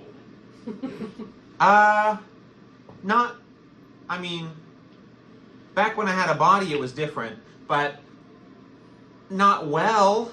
I'm mostly made of wood, so it's a little awkward. But if I get acquainted and adapted to a swimmer species, maybe I can adapt to something different. I think your buddy had talked about that in the other shop. He liked to make boxes.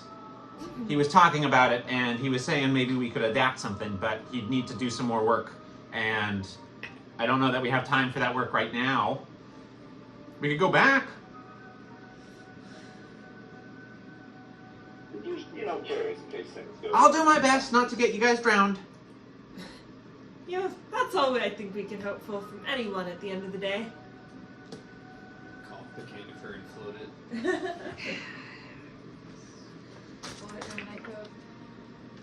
So you guys are out of eyesight of the city now. It's okay. It's a distance. One last thing before we teleport away. I was going to ask Anwen, because I feel like she's the more less talkative of the two. And Navarak as well. Did Cartman have is there anything that he wore all the time, like a necklace, a helmet, like something that he just always had on his person? I mean, he collected a lot of odds and ends, but And I'd say I'm not perceptive, and when Well, he a weapon, something that he would not be without when he was out. Oh, Cargrim didn't like to. He liked to invent his tools when we were in trouble in the moment. But you know, he always did have his lucky miner's cap. So that might, you know, he adapted it himself. He called it a noggin lantern, I believe, Okay, okay. or noggin lamp. I think it was noggin lamp. When we get to the mine, I could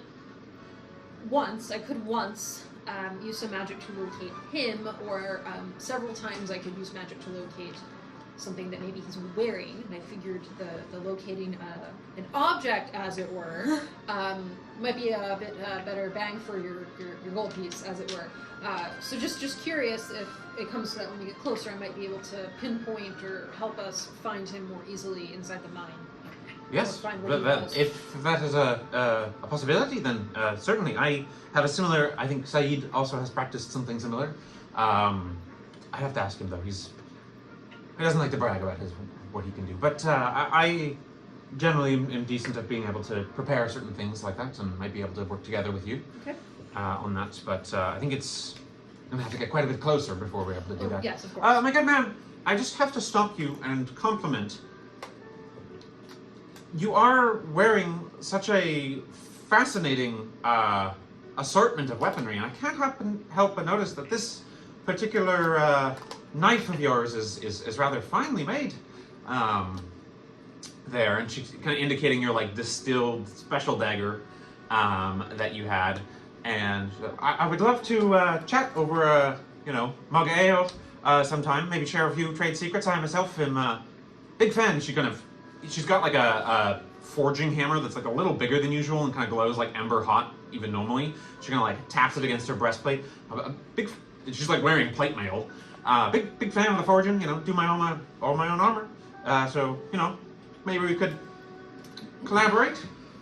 I'm a big fan of collaboration. All right. Well, spiffin. I shouldn't say that. No one's gonna take me seriously if I say spiffin. Anyway.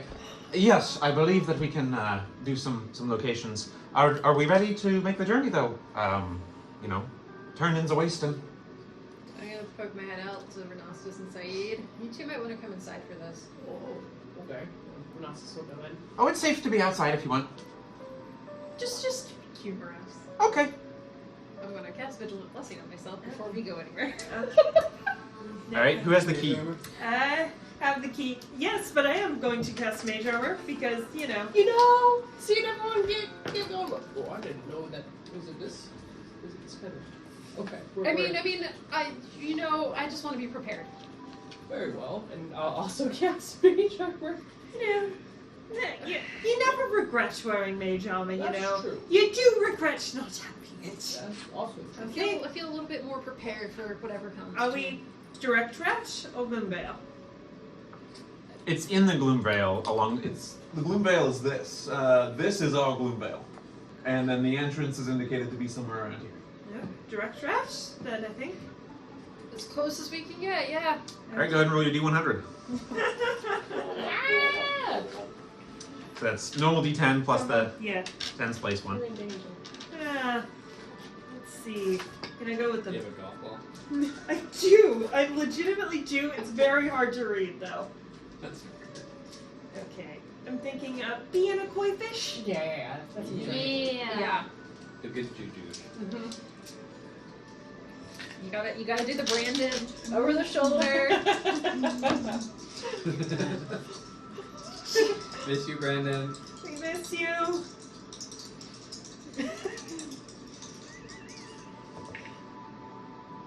$58. Oh, I don't know about that. Oh, I don't know about 58. 58. Okay. It'll be curved. It'll also be curved. Don't worry about it. Above average, 58's right? really an A. So that's a hell of a curve. 20. You know, I just want it to be a 65. You know. Yeah. Yeah, just a D. D's get degrees. Do they? No, C's get degrees. In my college, if it was a non-major class, you could have a D. But any major class had to be a C. Wow. Wow. Wow. Wow.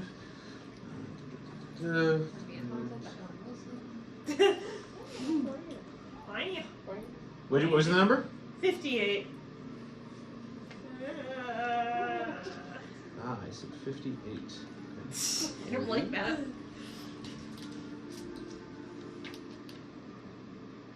Go and roll a further d8. Oh no. Oh no. No. The dragon I'll lair. go direction. Where are we going? 7 or 1? I think it's a 7. Let me double check that fact. Yes, it is a 7. Okay. Never eat treasure eat. All right, here we go. I'm so excited. Haven't done this in a long time. Gotta scratch that itch. Let's go. Do. And just like as you're walking and stuff like that, all of a sudden you just feel like this lurch very quickly. And it's very subtle. The ground just all of a sudden is a different location, significantly colder. Is the first thing you notice. And from there, we're gonna go ahead and take a break. And darker. And turning, the party has disembarked from Shadbeer with some new friends and old friends in tow on Cantofer, and are trying out his fancy feature that is, your friends have features, and we're trying out the teleportation part of that, and the team has ended up somewhere.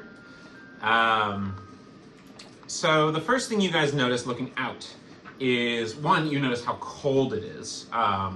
It is significantly colder. We're talking about freezing temperatures here. Cantofer, of course, keeps a regulated temperature interior, so it's easier, but you can tell, even just poking your head out or looking around, you're not in the water. However, you're right up on the coastline. And you guys are noticing a heavy, dense darkness of fog that kind of shrouds the space around you guys. Vision in every direction is pretty limited. One of the things you also notice is that you are right up on the coastline. So about 5 feet to Cantofer's right is what looks like a coastline of some description of dark water. It seems somewhat calm at the current state. Current. And you notice a sort of plumy, just like very dissipating and dispersed, like navy blue and purplish smog color that kind of sort of shifts over and blows with the wind. The fog that hangs overhead is a little bit different than what's on the water line. And otherwise is relatively flat in all directions. No visible distance to anything really because of the darkness. It really prevents long-term distance. Tennille, you seem to be able to see a little further in the dark than you remember doing. How much further? I mean, I have dark vision about 300 feet. So it's closer to like 400, maybe 500 now. You can see everything. gonna like look at Flo. Like, I know you can't see anything, but could you go up to the map and see if our location changed? Sure. That sounds like an excellent idea. I'm not sure that this is really where we intended going. Sorry, guys, I did my best. I haven't been around here before. It's kind of spooky. It's okay, Cantofer. Okay, honey. You tried your best. You go up and check the map. Okay. Did we want to really quickly check the other location? You wanted to see about the nearest X? I should have mentioned that on break. Did you want to go and check that downstairs? Take a look? Yeah. Okay. Here's what we're gonna do. It's okay. Let's see. We don't have to do that. We can Okay. do that. We can do that at the.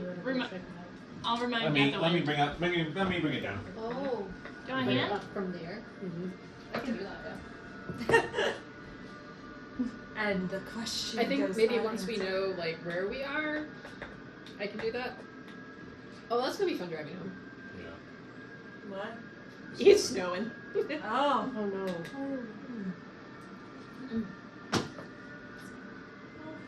Probably not in Seattle. We live on a 600-foot hill. I'm on Beacon Hill, so Okay, same. The Maybe not nearest 600 feet, X is checking the map again. The nearest white X, which I think is what you were talking about, Yeah. is right here over a place called Vantain. Okay. Okay. There's one right here. The next one is somewhere here in the Shrieking Range. There's one over here in the Dustman Mountains. There's another one elsewhere. Okay. Things like that. The red dot is gone now. It was visible over here. It's now gone. And your guys' dot is right about here. So like right latitude-ish. Yep. Okay. Directly westward from your guys' destination, about 50 miles. It's not. That's fixable. Yeah. Yeah, I can do, you know. I gotta shake off the rust, you know. Get those wagon wheels greased. I mean, all things considered, 50 miles-ish is much better than anything we could have managed on our own. Yeah. Yeah. No. Cantofer, thank you for. I didn't have to get on a boat. You were the best. Yeah. You can't prefer. Yes, and we're not. You know, you didn't become a boat, which I think would have been even worse. But maybe we should, Well, I meant like if unexpectedly becoming a boat. If he could become a boat on his own, that would be So great. we all were reading about the water. We should get away from We should it. get away from the water. Cantofer, can we start moving inland, please? Yes. And somebody. Here we go. I'm gonna go out and get on the seat. And Grandpa suggested that I pop out my wings and maybe fly up a bit and see what's around us. But I feel like I might do that a little bit further away from the water. Okay. Did you need a friend to go with you? We should have two people outside at all times. I meant for flying, because I can give someone that ability. Don't worry about expending your magical effort on it. I also have a potion that I've already made kind of on accident. I didn't mean to make this potion, but here it is. If someone would like to take to the skies, ideally someone who can see in this damn fog. Yes, well, I can see for about 90 feet. You can't see at all. Can you see in the dark enough, Bev? 120 feet. Oh, Would do you like want to take wing and fly? take a little trip? Go ahead and roll a d20 there, Tennille. Then I think That is a might 20. be- I don't know if that's good or bad. Yeah, I think Nah. only a slate, I think. And unless you, I mean, you can see in the dark with my, but not as far as Slate and I can see. Not as far. And my sandstone isn't sitting well with me, so maybe I should stay grounded. Yes. So, Slate, did you want to fly or should I? Probably you. My dark vision's... It's there, but it's not great. Ah, okay. Yes, then I'll take wing and fly with you, Tania. Okay. What did you want to do there, Flo? Can I look around at the fog and the mist to see if it reminds me of anyone in particular? Yeah, it seems like it does. It does. Seems similar. It seems like a more diffuse version of it. It's mostly in the Gloomvale land side, not water side, if that makes sense. Okay. But yes, Okay. it seems like perhaps this is where that was procured, No. or concentrated in some particular way. It seems more diffuse than what he had. No. All right, a 20. A 20, okay, interesting. So, And I'm flying out with him. Just So I haven't taken off yet. Oh, okay. yeah, so one of the things one of the things that you are noticing is that along the waterline, possibly because of this fog or the smog that's coming off the waterline, you see what looks like a huge shape not far off the coast, vessel of huge proportion. It's probably of a size of the koi fish ship or larger, and it seems to be traveling southward down the coast, and seems to be made of metal. And that is the situation. I'll kind of point to it. Did you see that? It's an iron whaler out there in the water. I suppose we could have been on one of those. And then did you want to make perception checks while you guys were flying? Yeah, I'll take Okay. flight and do that. So both of you are making it with disadvantage because of the fog, Okay. but otherwise go ahead and roll. Did you want to use the potion? Yes. Can't leave him to fly on his own. Oh boy. Oh boy. That's a 14 for me. Okay, That's a strong 3. so strong 3. Okay. It was a 2 and a 3, so not even. Oh, wait, hold on. Wait, what type of check was that? Perception. Okay, so I read something in here that's kind of silly, and I don't really know how to RP it, but I get, what was it? Flash of Genius. Whoa, why don't you fly just a touch higher? So, at 7th level, you gain the ability to come up with solutions under pressure. When you or another creature, you can see, but how high are you flying? How? So about 20 feet maybe. Okay, 30 feet then. If you have to make an ability check or a saving throw, I can use my reaction to add my int modifier to the roll. Ooh. Oh, well, maybe you then. What did you get? 14. Yeah. Oh, Tennille, you might want to go up a little bit higher. There's a draft there. It might get wind in your eyes and My wings flutter a bit and I follow his directions. So then 19. Oh, okay. 19. Okay. Are you looking more towards the water or more inland? I'm gonna look towards inland since that's the way we're going right now. Okay. This area is mostly flat with a smattering of hills, not a plant or life of some kind otherwise to be noted. It will make various terrestrial sighting kind of difficult with the blind corners of the hills and stuff. But what you notice is what looks like two things you're noticing. One is there are some like cairns or cracks and cairns in the pathways and stuff like that. And there are what seem to be some kind of like road marker situation. You actually spot a road with a road marker on it that seems to be not too far in the distance. Coming from behind, you hear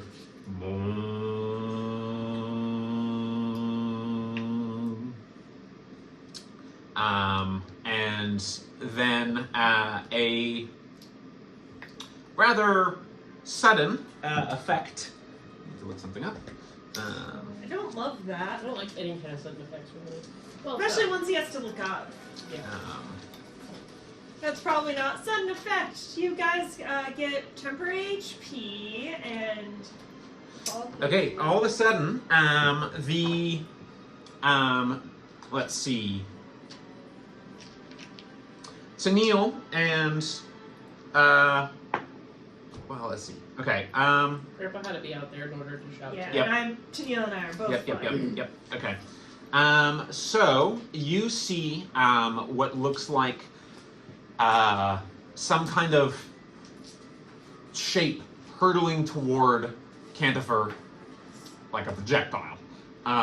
It seems to be some kind of lizard, bat, octopus hybrid creature that seems to be flying at like projected or shot from the ship toward Cantofer. So I'm going to go ahead and make an attack roll. Oh. Okay, that is what's Cantofer's armor class? I mean, I'm almost certainly going to hit with a 24. Yeah, no, it's less than 24. Is this just visible to me on the like Probably until the last second, yeah. Okay. Yeah, its armor class is 12. You doubled it. Okay. While you have that card out, what are his resistances and all that kind of stuff?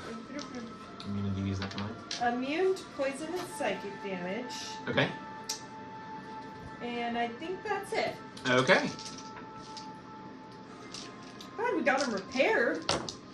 Okay, it's not too bad. All right, so this thing like flies through, and like a streak of some kind of noxious greenish vapor trails in its wake, and it makes a sort of like sound, almost like screeching metal coming from it, and it strikes and splatters. It's like a nautiloid shell on the back of this like bat lizard thing, and it splatters open and oozes acid that begins to eat through parts of Cantofer's like wood and exterior shape. So Cantofer, thankfully I rolled low. That is 9 acid damage to Cantofer. No. And thankfully it's not a living, not technically living. So the creatures, you see it like, so those of you inside, you actually see it like crash up against, and you see a dozen very human-looking mouths sucking on the exterior from the single creature, sucking on the exterior of this thing, and trying to find purchase, and what look like barbed tongues trying to like pierce the exterior, but don't seem to be able to manage, and it sort of slowly and like sloughs off. Ouch! That hurt. I'm under attack. I'm gonna drop down to the top of Cantofer. Okay. And then drop concentration on my flight, and then I'm gonna try to distract the boat with dancing lights by, I have 120-foot range on it, making the globules appear kind of like lantern-shaped, and like 2 of them like 20 feet away from Cantofer, and then moving away from him as like a distraction of like there are people and they're running away. Okay. Yeah, you're able to do that. Let's see, what's your spell save DC? 14. Okay. Yeah, so it seems like for the most part that was like a warning shot along the way, and it doesn't seem like they fired another projectile of a kind. Okay. So the thing on the ground as it sloughed off is like hissing and bubbling and like making all these weird like flailing motions that's really nauseating to look upon. And it's like, and it's like spurting juices. Can I firebolt it? Is it alive? You can firebolt it. Go ahead and make an attack roll.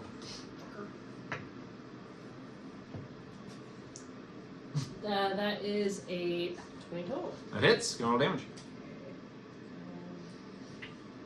That will be 13 damage. Yeah, you put it out of its misery. Basically, it was dying, and you just... What the fuck was that? It appeared to be a lizard bat octopus thingy. Indika, you took him down as well. Yeah, she'll slow down. Well, that was fun. Is everyone all right? It sounded like things took a turn. This disgusting monstrosity hit Cantofer. One of the whalers shot it at us.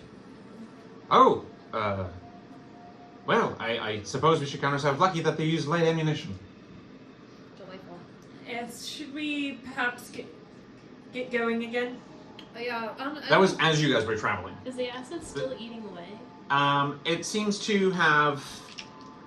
Can I? It seems to be still having an effect, but one second. So, 2 things. It seems like one of the things is that this thing was able to like hone in a little bit on Cantofer as it was moving, as it's alive. And then yes, the acid does seem to be like digging further in. Can I cast Shape Water and start like washing water over top where the acid is to try and dilute it down? Okay, yeah, I like that. So that's a good idea. I'll have this and say the effect ends. Okay. So good thing it's halved, because that's going to be another 23 acid damage. Halved, so that's going to be reduced to 11, and then the Okay. effect ends. Ouch! Ouch! That hurt. Buddy, I'm sorry. Yeah, so let's get moving quickly. Wait, a lizard bat octopus thing. Shouldn't we collect it? That'd be kind of fun. I could dissect it or look into it, and we might be able to learn something useful about it. You have Do you want 2 to touch minutes the to grab a stone? piece and take it to the alchemy lab. Yeah. I'll jump off the wagon and kind of run over with Hush Breath and Lord it. Okay. Hushed breath. You see, she gets close to it. She puts on like long apron glove type situations that she clearly stole from Saeed, and cuts a piece of it off and collects some of it. And then you can see she seems to be able to like jump between shadows. Cool. So she's like taking this like weird twisting motion, and then she like is like back close to the wagon. Neat. Did you grab Catch up, Slowpoke. Catch up. Come on, we gotta go. Did you grab a piece for me? You told me to be back soon. You didn't tell me to get an extra piece for you. That's why I gave you 2 minutes and not 1 minute. Should have said something. Well, it'll be in our alchemy lab. I'll take a few scales. We'll all examine it. It'll be quite the science party. Who's keeping watch? We need to have watches at all times. I can manage this task if you would like. Although my eyes are, not best suited to it, but perhaps I can assist or be ready to act should anything happen. You can see he's got a loaded crossbow at the ready now. How about It's a big, heavy crossbow. I'll hang out with Saeed on Okay. the seat for a bit. He'll give you advantage on Okay. the roll. So it's just a straight roll because you got things like that. All right, Slate, what are you up to in the wake of some of this? Onwin would have come up to you and said, if we're not doing anything else on this journey, perhaps we can work together on a few things, but I don't want to interrupt what you have going on. So as far as what we would have been doing, we were moving the whole time, yeah. We weren't like stopping and getting hit. That's correct, yeah. And this thing hit you at like 300 feet easy. Okay. So it would have been, we're already moving, so it would have been urging us to be it. Mm-hmm. But not a lot else. As far as the smithing stuff goes, he'd be all for it, and Yeah, I guess trying to get into the whole mindset again. That's how we make the other dagger. for sure. So there is, so just in general, you guys have about, I believe Cantofer can do, let's see, let's see, he can do 4 miles per hour, is that what's written? Yes, on normal roads. Yeah, so what is that, like 96 miles in a 24-hour period, because he doesn't have to stop for rests. Is that correct? Yeah. 4 times 24. Yeah. Yeah, you're right. I'll do math on the weekends. That's fair. So he should easily be able to make it within about just a little over half the turnings period time. So you guys have some time to do some downtime activities during this time, provided there are no other concerns. Go ahead. In addition to, because there was a spell that she transcribed, I think, during the off, at one point she'll go up to Hush Breath. Hi, do you want to see the taxidermy room? Oh my gosh, yes, I love this taxidermy room, but I also want to share all the books. You guys wanted the books before, and I finished translating this one, and she kind of holds it up like triumphantly. We don't have to get to it right now, but I'm just going to tell you the title of it. It was one of the ones she was busy transcribing before.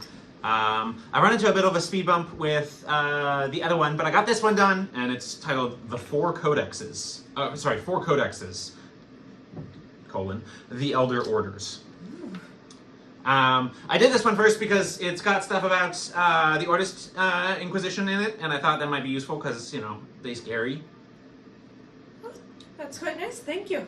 Yeah, but let's go look at the thing. I'll leave it right here. And she just like, because it's a big book, and she just like thumps it down on the table.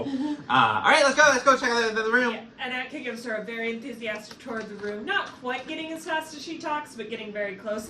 And this is the ape thing, and this is Mr. Socks, the worm, and I don't know, the weird angel thing. It's all great, isn't it? We used to have this cloak of this displacer beast. What did we give the giant? Yeah, Displacer Beast close. But we gave it. So storm giants, by the way, they're real. We saw one. Oh, I know about it. I did a lot of research into Kaljanvir back in the day, so I remember a little bit about that. So yeah, it's real exciting. I'm glad you met one. They're pretty nice. Anyway, but yeah, I'm totally fascinated by this worm thing you got going on. It seems like it's a derivative of one of the creatures from the Grey Worm Wastes, but you know, I don't know much to. What's it called? What did I say? Grey Worm Wastes? Yeah. Yeah, Grey Worm Wastes. There it is. Based on some sketches that I saw from one other text, but that was a long time ago, so I'm not really sure. It's been a long time since we've been down in this neck of the woods, but I'm pretty sure this is native to this thing, and she's pointing to the hairless, like, ape creature. Or she's like, I'm pretty sure there's a cousin of these that are native to this region. This one looks like it's from Verda. Oh, that's. I've tried to do some research, but these jerk rival parties checked out bought every book from Verda at the bookstore. I've done that. I can't point fingers.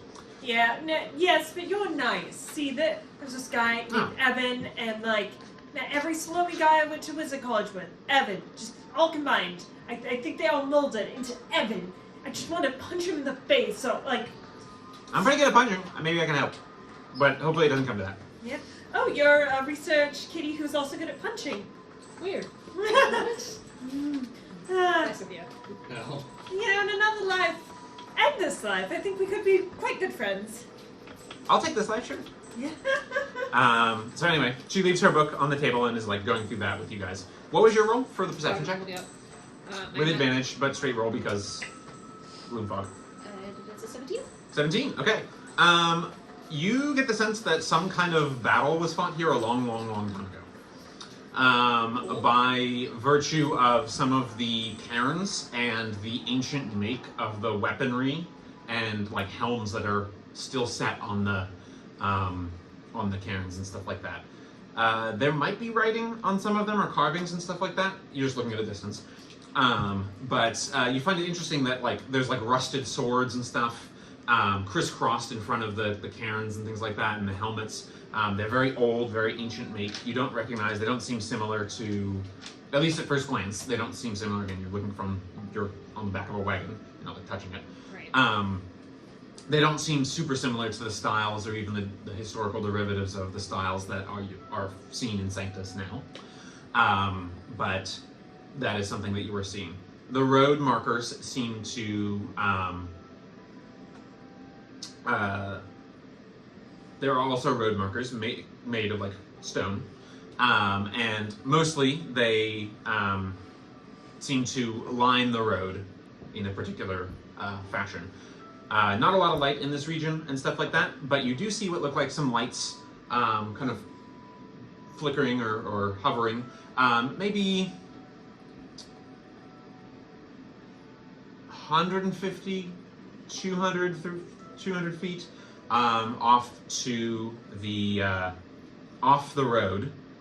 You've made it to the road now. Off the road, maybe to your guys' like to your guys' right. So the road, you guys are over here. Yeah, over here. And the road leads this direction, but it seems like there's a smaller road that actually does lead in the direction that you guys are headed. Okay. There's another one that seems to lead up toward some of these other areas. None of them are marked with like names or anything like that. But that is what you're seeing. I imagine that Saeed and Sneal are just sitting in very companionable silence right now, as opposed to what is happening inside Nika's room. Yeah, he's a pretty companionable silence is a good description of Saeed in general. Mm-hmm. Slash good cook. It's kind of his like few things that he's at least displayed so far. Okay. I'm gonna point the lights up to him at least. Just like, I don't know what that is, but there's something over there. I see them as well. It's difficult for me to really contribute much in such darkness. It's quite cold out here. Are you doing well? Do you need another covering? He's got like a big fur kind of poncho type situation he's wearing. On top of his like white wraps. I feel like Tennille would actually be pretty comfortable out here. It's at freezing temperature. It's freezing temperature. Well, I am also sure Nitka has supplied him with numerous cold weather scarves and hats and gloves. So. Yeah. Is there perhaps another scarf that is spare? Mine is not quite for warmth. I'll pull off one of the various assorted things and give it to him. Obliged. Wraps himself. What did you want to do, Flo? Can I just pop out next to them? Yeah. Before I pop out though, can I look around for an empty bottle? Like a flask? Yeah, that's something that has something I could like close it. Like, yeah, I'm sure there's a spare flask you probably swiped back in the day from Renasus's lab. Tons. Okay. I'm gonna go out there and just like plop out there next to him. And then can I cast shape water into like a little globe? Okay, you do. It starts to freeze into ice pretty much immediately. Oh no. Not like instantly, but you can see it's getting like thicker and sloshier. Seeing that happen, I'll like dissipate it. But can I focus somewhere within 30 feet that has that like blackish fog? Mm-hmm. It's all around you guys. You're I'm traveling like, through blackish fog. I'm gonna quickly like cast a shape water ball to go in that fog and then like put it into the flask. Okay. Go ahead and make a.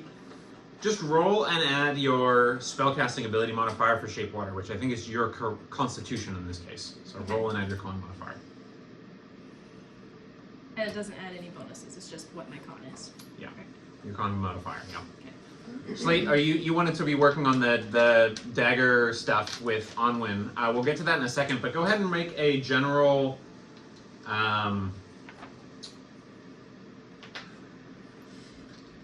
We'll call it an Arcana check. Go ahead. Boss. Wait, so I roll? Roll. And then add your con modifier. Okay, got it. Can I use my well-rested Yeah. inspiration? Ooh. Good thing. 12. 12. Yeah, the water seems darker than you might have expected. But it's not super, like the vapors seem to be like kind of coalescing and coming off the water. Like it's not permeable through the water. Yeah. Okay. But I was able to like get it into the bottle. Somewhat, yeah. It's more diffuse than you used to seeing, but yes. What was your roll there, Slate? 24. 24. So Onwin is sort of like, well, I really, in all my years of crafting, I've never seen quite something like this. It seems like you've prepared, well, I've prepared something similar before in my time, but never quite in this particular fashion. Who was your teacher, if you don't mind me asking? I mean, honestly, it was kind of just, I read some books on it, pretty sure it looks or something like it. Just kind of got on his own, honestly. Oh, self-taught. Very, very impressive. Very impressive. It is very impressive, but I think we might be able to, I might be able to manage a few improvements, modifications, and extensions of this fascinating, interesting beginning. But perhaps we can work on a replicable situation. I wouldn't want to mess with the original. If you'd like, might be able to show you a few pointers. It might take a long time, but if you get that nice forge going, and doing that sort of thing. Oh, and what's this? Are these from the Orchard of Blades? These plants that, the steel plants? I think they are, yeah. Oh. We kind of came into this wagon kind of thing. Bless my daddy's beard. I never thought I would be able to. I've been wanting to spend so long wanting to try and find some of their kind. I'd really appreciate a chance to study them a little bit closer at another period of time. But they're famous, those plants, among our crafty folk. We never get them over in Gasminer. Anyway, well, let's get to it. You can clearly like nerding out and stuff like that. So you guys work together. for a while, and you're clearly able to tell she's quite skilled. How you were able to fashion the dagger, she is doing it a very different way. And you aren't really replicating that same process of what that looked like. But nonetheless, she is able to string together kind of like a swath of, in the same way a swath of chainmail, a swath of daggers stitched together. And is kind of guiding you through it and working together. And well, if you're willing to volunteer a few daggers, I might be able to work them into the thing. Maybe just 4 to start with. I hate losing daggers, but I want to see where this goes. Let's give it a shot. Well, hopefully we won't lose them at all. I understand. I imagine you communicated some of your desires of what you wanted to make. We're going for like a standard cloak kind of thing? Yeah, the dagger, cloak kind of thing, or whatever else you wanted to work on. Yeah, I'll do that, or silver inlay with the thieves' tools.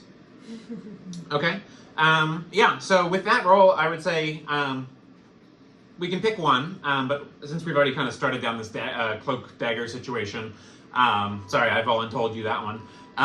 But we started, and it seems like she's got the start of it underway. It's a small swath, maybe this size, maybe less than a foot by foot, set of 4 sort of overlaid daggers, kind of like dragon scales type situation.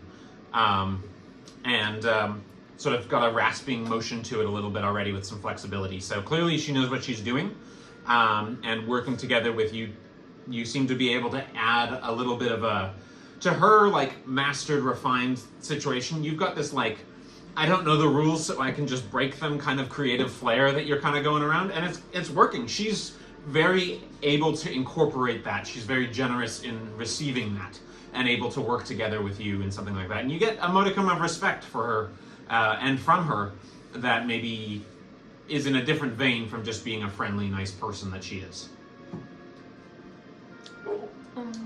Yep. Can I walk down the hallway across this door? Yeah. Where are you going? She's just walking along with like her bottle of like weird misty water. And she's gonna like walk past the doorway but then stop and like backwards like walk and like look at you and her and just be like, gives you a little smirk and be like, and then she's gonna be like, so what's you guys working on? And you see she's in like a tank top and she's like ultra ripped. Flipp's gonna look at her with your eyes and be like, eh. And we've got a thing for tough ladies this campaign.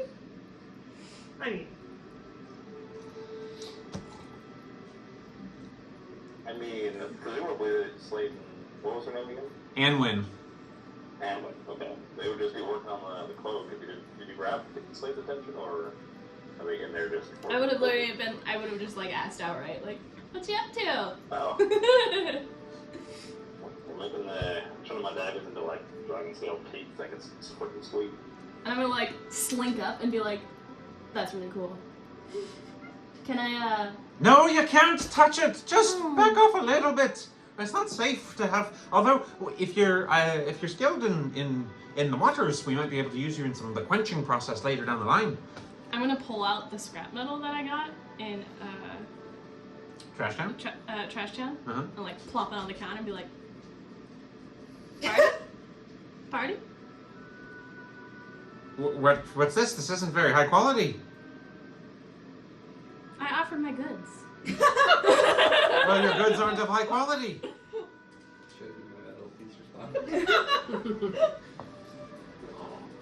What do you want me to do with this shite? She's gonna just like slowly like grab it. No. Tell me what you want me to do. No, you don't want any of. I'm happy to help.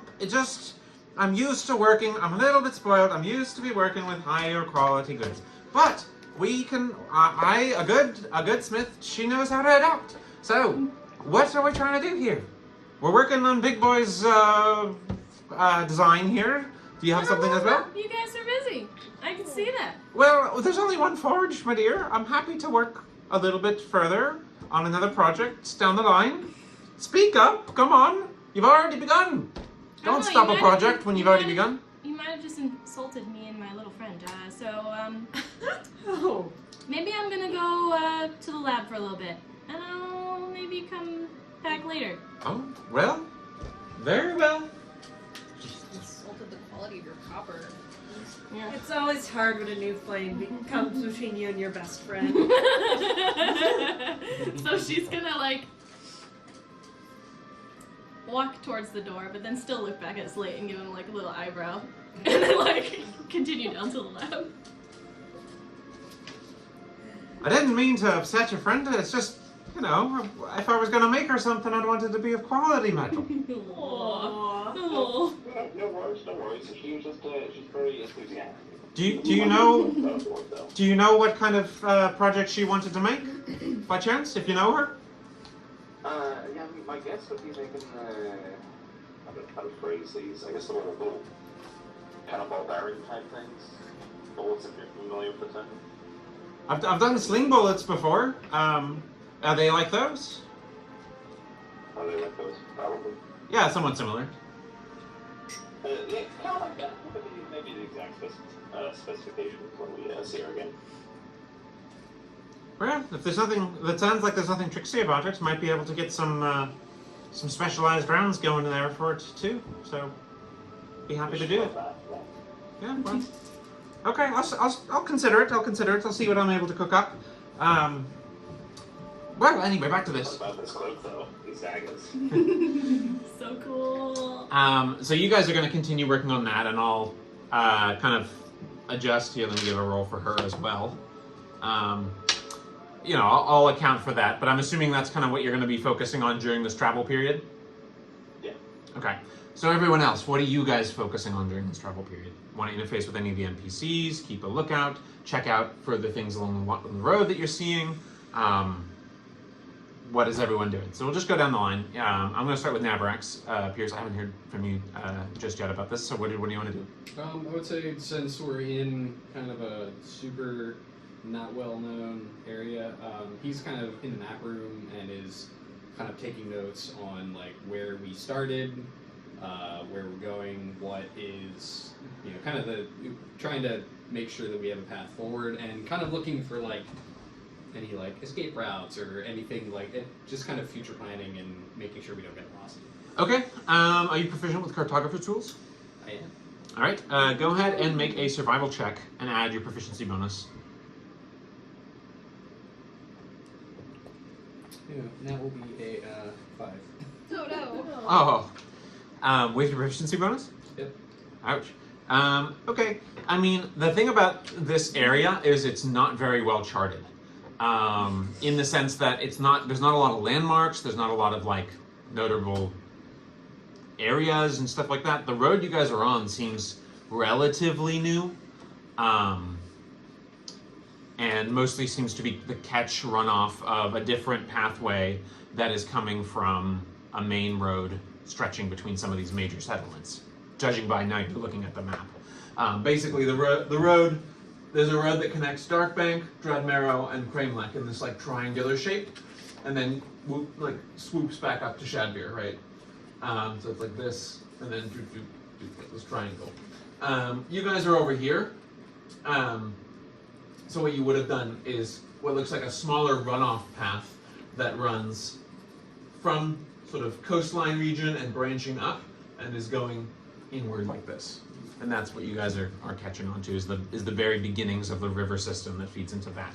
These newer roads aren't marked anywhere on the map, and they are presumably like newer additions and stuff like that. So it's a little confusing, and it's all a little new, but you're just happy to not be on the water.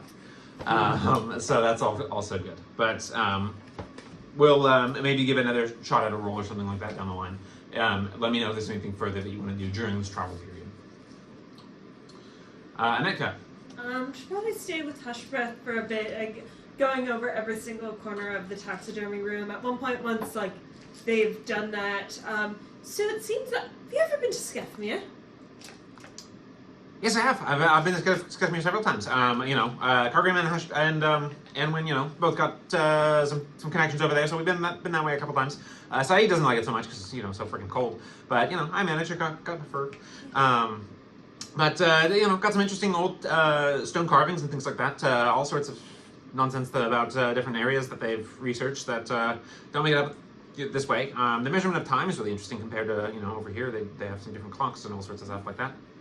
Yes, well, one of my parents is from Skefmere, and as much as she talks about honor and being loyal to people, and we don't owe people debts, even if it means having to refuse an offer to regrow an arm, that's not important.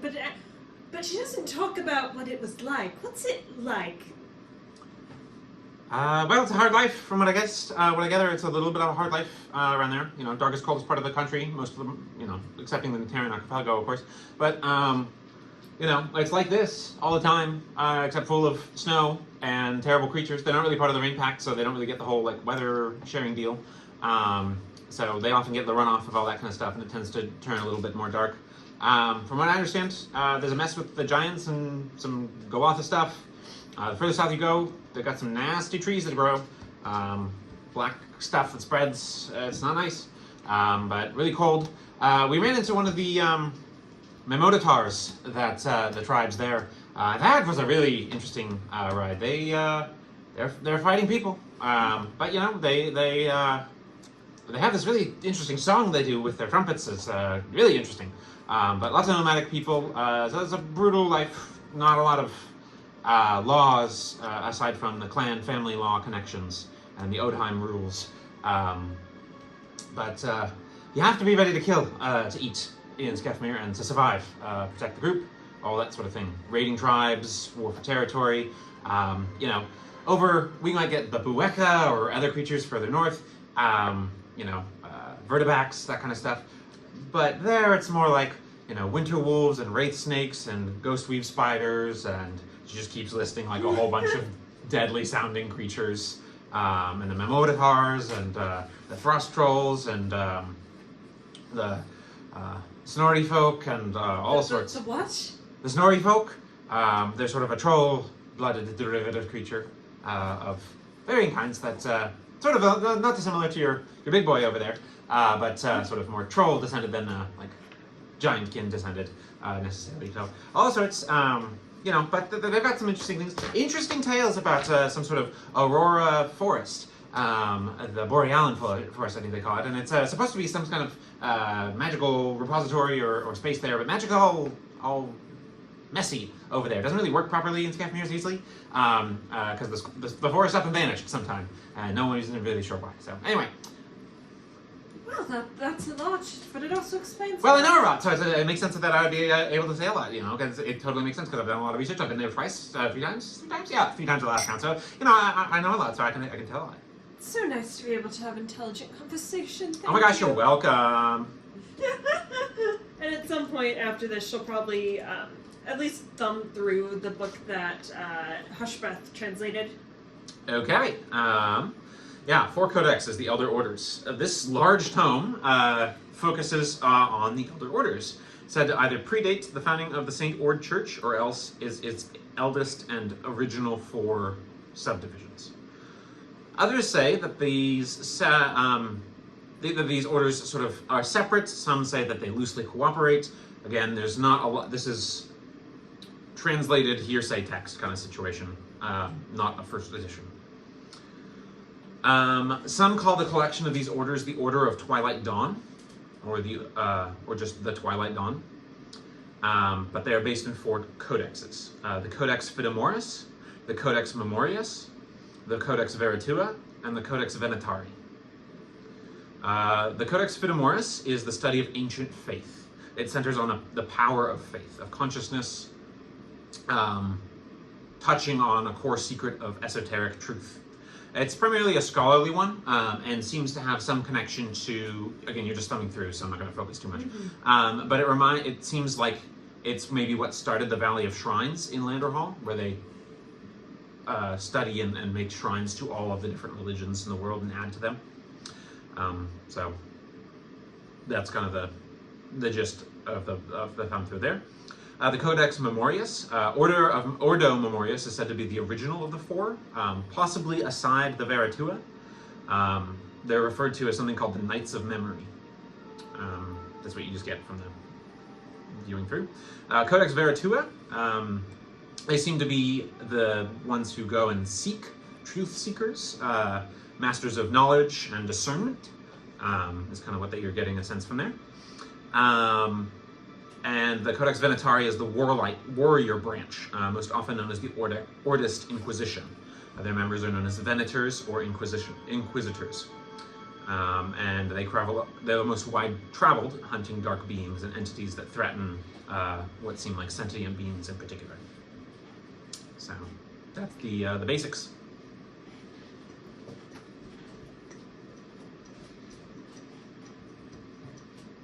All right, Flo, what are you up to? You were trying to do some bullet crafting and then got rejected by the quality of your metal.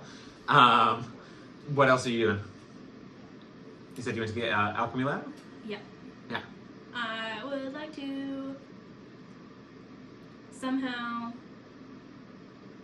I don't know, look through all the tools in the lab and see if there's anything that can help me like transfer the gas from that bottle into a new bottle.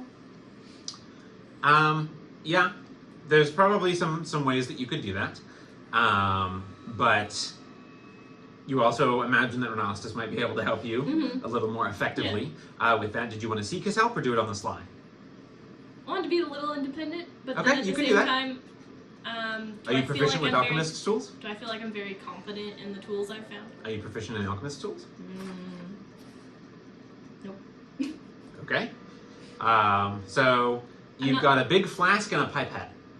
With those two things in hand, I'm gonna go find Renastus. Okay. You always use pipettes for gases. So Renastus, whatever you were up to, you see Flo just interrupt with a big Erlenmeyer style flask and a pipette and her bottled like gas liquid situation that she's got going on. Got any gas? I do. It seems like you have some. Do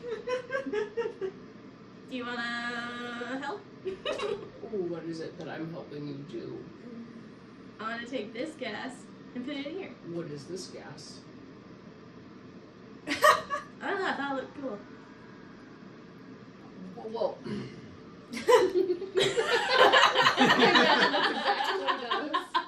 you see, it's extremely dangerous to just go and mess with gases that you don't know any basic information about. Alright, I've seen it used a lot of times, it's fine. What I would suggest is maybe we do some sort of elemental analysis on the gas itself first, and then we can start to manipulate it. What if it's oxygen reactive, and as soon as we pop off the top, That would be awesome.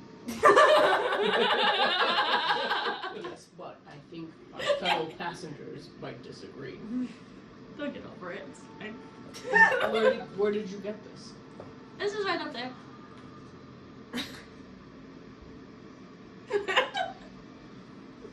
I'm gonna do the same thing again and put it into the flask and close it. So I assume we're inside. Oh, I thought you were sitting outside, so I didn't remember. If you're still outside. I'll say we're outside then. Okay. And okay. I'll make you a deal. You keep that one for you, I keep this one for me, but we do an elemental analysis on this before we go fiddly and farting about. Okay. Okay. So I guess we'll go to the alchemy lab and just try to get some more like physical properties. Okay, go ahead and make a nature or arcana check, whichever you prefer. Can I just help? Yeah, you can assist. That's fine. Are you proficient in nature or arcana? Oh. Nope. Then I can't. you can watch and you can.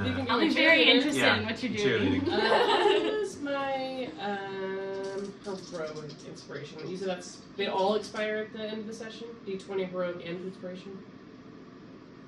Wait, what was the first one? If I get a D20? Did you get a D20? Yeah. You get inspiration if you get a. Sorry, if you get a. Heroic inspiration is inspiration. Yeah, Okay. nat 20. Those are the same thing. They're not Whenever additive. you roll a d20, you Whenever I roll a d20, I Yeah. get inspiration. Yeah. So those are the same. So you'd have food inspiration if I you brought understand. food, and then you have heroic inspiration from the rest. Okay, I'll use a heroic inspiration. I Okay. think the question there was, does the heroic inspiration go between sessions? It does not. Okay. In general, like if you get it at the very end, sure, maybe it carries over, but Well, I think the rules document it goes away at a long rest. It's food inspiration that doesn't last between sessions. okay, yeah, that might be true. Sorry. Okay. Yes, that sounds accurate. Well, then I would like to have used the food inspiration. The food inspiration. Okay. And you said Arcana or Witch? Or Nature? Hmm? Oh, You can. let's say- Food inspiration is after the fact, so you can see your first roll first and decide. If you already rolled together and you're happy with that, that's fine. Whatever, I'm complicating it now. I'm just going to say I used it. So that's a 25. 25. All right. Nice. Yeah, you were there when you dealt with Captain Blackmist and aligned with him. And this is clearly some more diffuse version of that. So whatever he did or got, he found some kind of coalesced version of this. It doesn't seem to be very... It seems to be a rather heavy gas. Doesn't seem to be working with the water or it does seem movable by some of the force of the water that you brought in, but it seems diffused and also or thinned out, and it doesn't seem to be able to be mixed in that way. Not volatile through the air by virtue of the fact that it's clearly part of the air as well. It seems like it's some kind of property of a type of water. Okay. Or it's mist. It's like a type of mist, is what it most reminds you of. It's not like the Naturium gas that you've come across, or night steam or anything like that. It seems separate. So then would I be able to discern any sort of use for it? Any practical use? In this thinned out version, you probably don't want to be in it for a longer time. Just like, days or on an end and stuff like that. It seems like it's somewhat more conductive, and it also seems like it is, so exposure is a higher risk. It also seems like it has some properties that seem to obviously affect vision a little bit. It also seems like, again, there's a minor in this regard because it's so thinned out. But as a result, it seems to, or in addition, it also seems to be something that could cause, like you wouldn't want to be in an enclosed space with too much of this because it could cause some breathing issues just because it's heavier.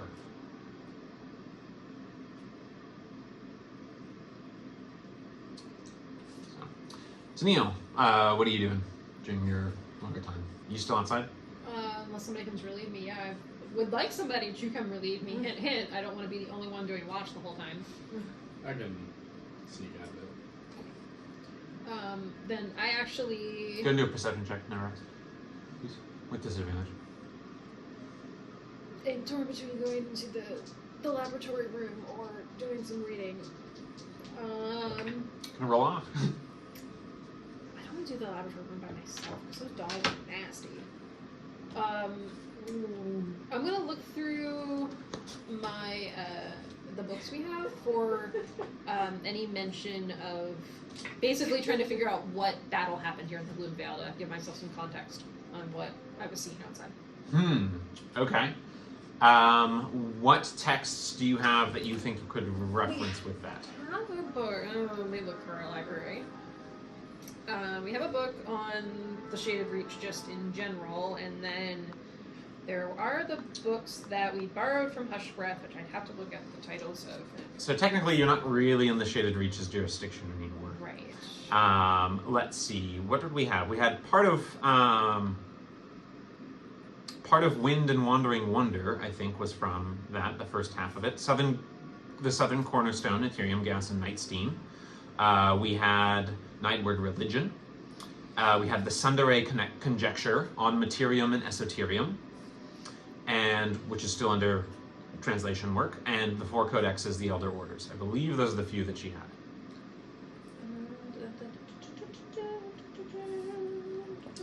But go ahead and make a history check.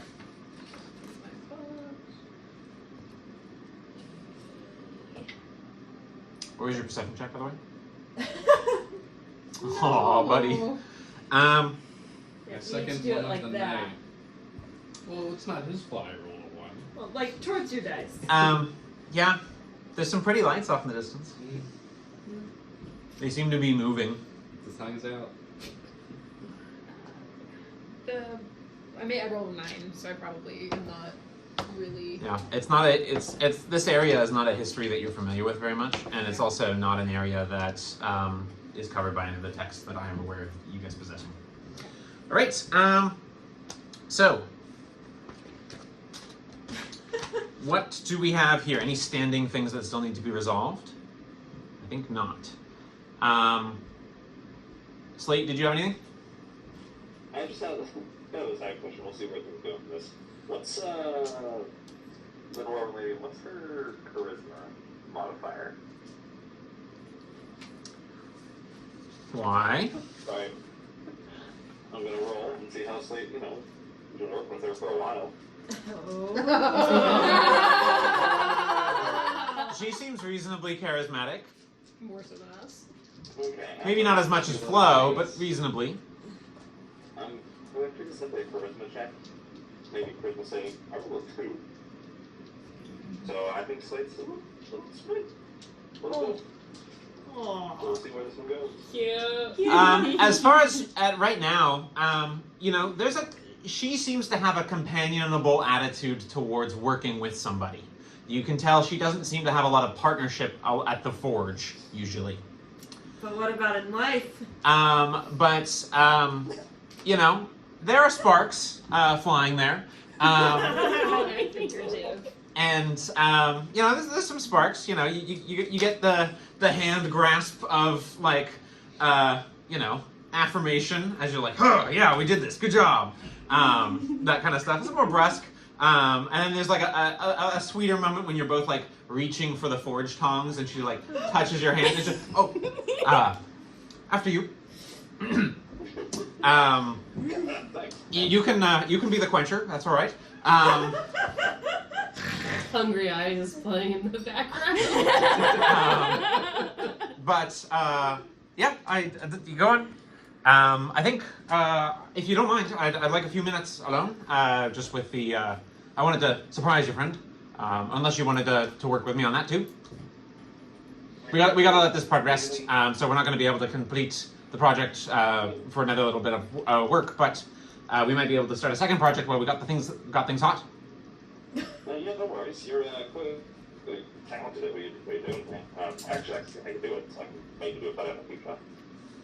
Well, you mentioned silvering your blade. If you want to leave that here, I'll see if I can get to it in the aftermath of the time. I like to have a few projects on rotation. Yeah. Once I go into the trouble of getting it all hot and bothered, I like to keep it going.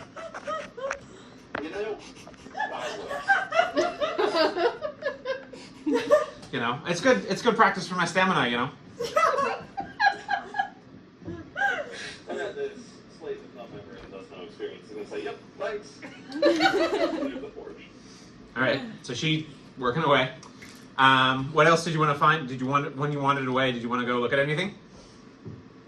He might go wander. Actually, he'd probably still be pretty jazzed about the whole smithing thing. He'd probably go back to the silver working book he has. Okay. Which I'll need to find out what the name of that is. Smithing in silver, I believe. Sounds like a logical name for a silversmithing book. That does sound right.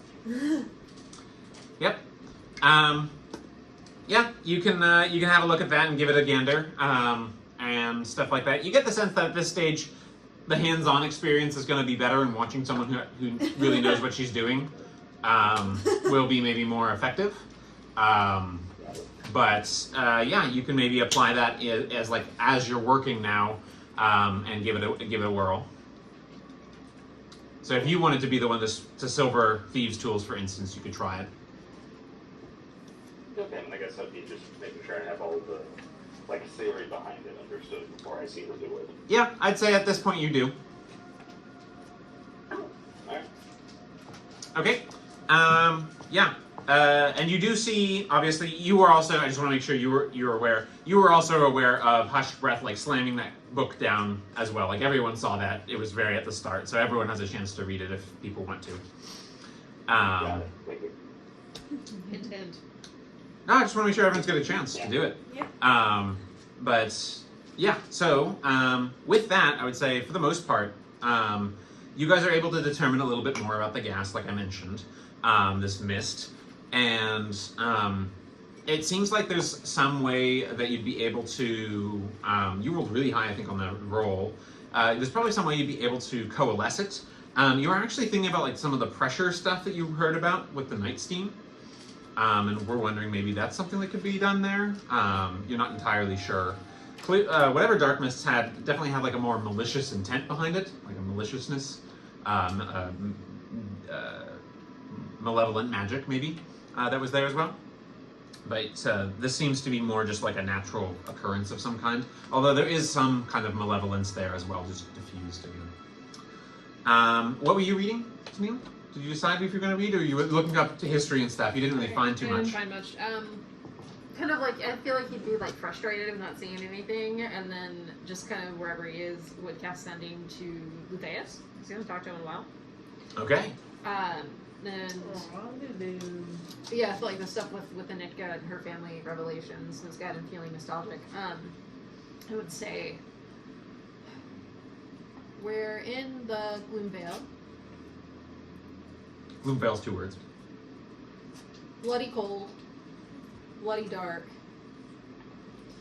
Somebody shot an octopus at us. I hope you're well. I miss you. Okay. Let that sink in for a while. You actually do not get a response. Oh no! Lulu. Cantofer, you can block messages, right? Yes. Is there anything impacting your ability to receive messages? Nope. Not at the moment. I think you guys have that setting turned off. Is that for something who did she message? Lutheus, the cousin who lives at Galen's Manor. Lulu, you were still able to contact Nadia. he's just Sneal's probably just sitting by himself. He's busy. I mean, there was that girl at school he really liked. Maybe Lulu went on a date. I don't know. We'll try again later. Oh, that's not quite. All right. So, for the most part, go ahead and make one more roll here. We'll call it a. I mean, you got a nat 20 earlier, navigating and stuff like that. Kind of, in general, the theme of the situation. So over the course of the majority of the turning, you guys have accomplished a few projects and stuff like that. And you begin to start to see, it's less seeing with the limited vision because of the mist and the darkness. It is quite cold, so you're having to shift out between shifts a little bit more often. And you are noticing some of these like cairns and stuff like that. Occasionally seeing the lights like dancing and stuff like that, but you know, unless directed closer toward that, I'm gonna move on past it. I don't think. Does anyone want to look at the lights, the weird lights in the distance in the darkness? Or the cairns of the old armor and stuff. I feel like if we passed like close enough to one of the cairns where we didn't have to walk very far, one of us nerds would go look at it. Don't have to. If did Tennille want to? Or Tennille would. He's nerdy enough to do it, but I don't know if any of the other fellow nerds that I am traveling with would also do that. They might be a bit busy in various points, but Tennille would at least. If okay. there was one like He was out, yeah. very close to Yeah, the road. there are some that are closer to the road. You hop down, take a quick. I'm assuming you're dismounting and like having a look. Yeah. Yeah. Go ahead and make a. So the scene you're seeing is a stacked cairn of stones, like a gravesite. And you are seeing what looks like it's common for there to be weaponry or armor of some kind to be stored or stashed or something like that at this location. Go ahead and make either a, I'll call it for you, it's more like a religion check. Okay. I'm gonna use my inspiration on it. Okay, cool. Just I like for the it. heck of it. I like it. Definitely won't need that later. Well, it's gonna go away at the end of the rest, so. Yep, it's all good. Well, I got a nat 20 for 26, so there we go. All right, very cool.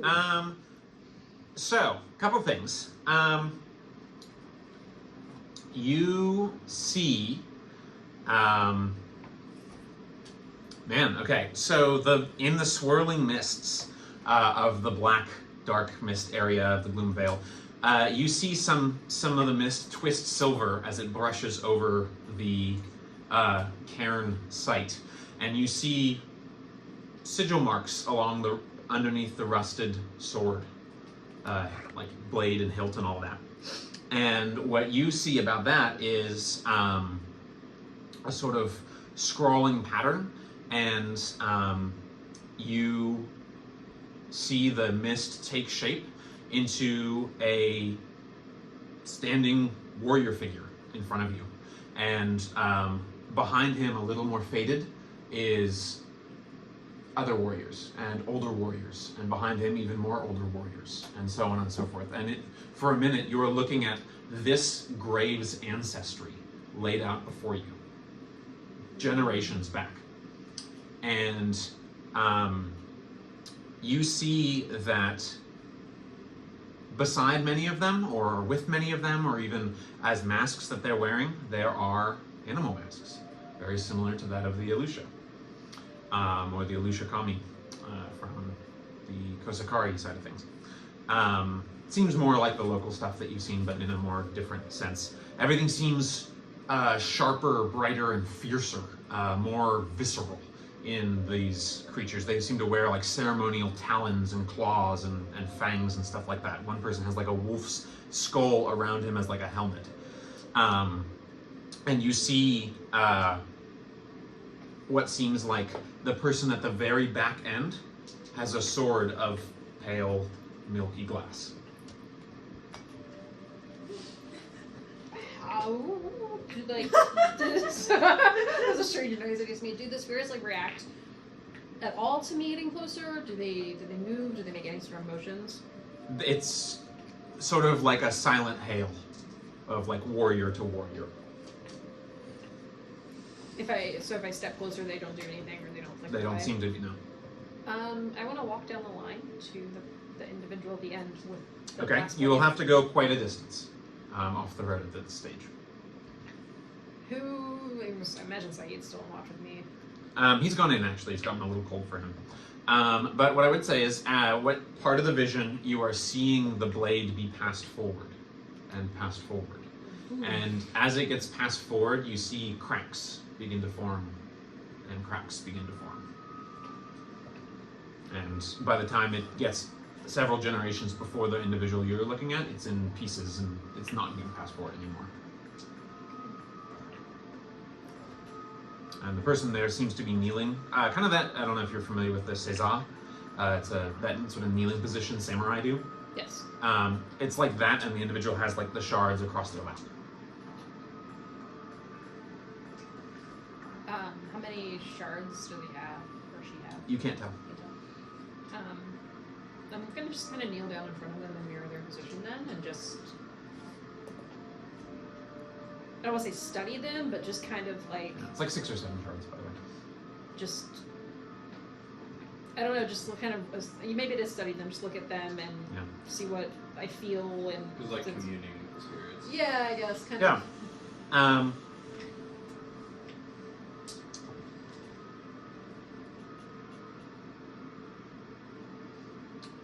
You get the ancestral mind, the blade broken.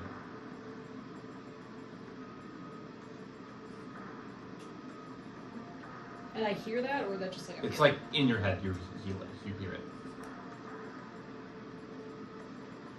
Good time to get a nat 20. Yeah, no kidding. Yeah. Such easy. And then the moment passes, the wind shifts, and they all fade away.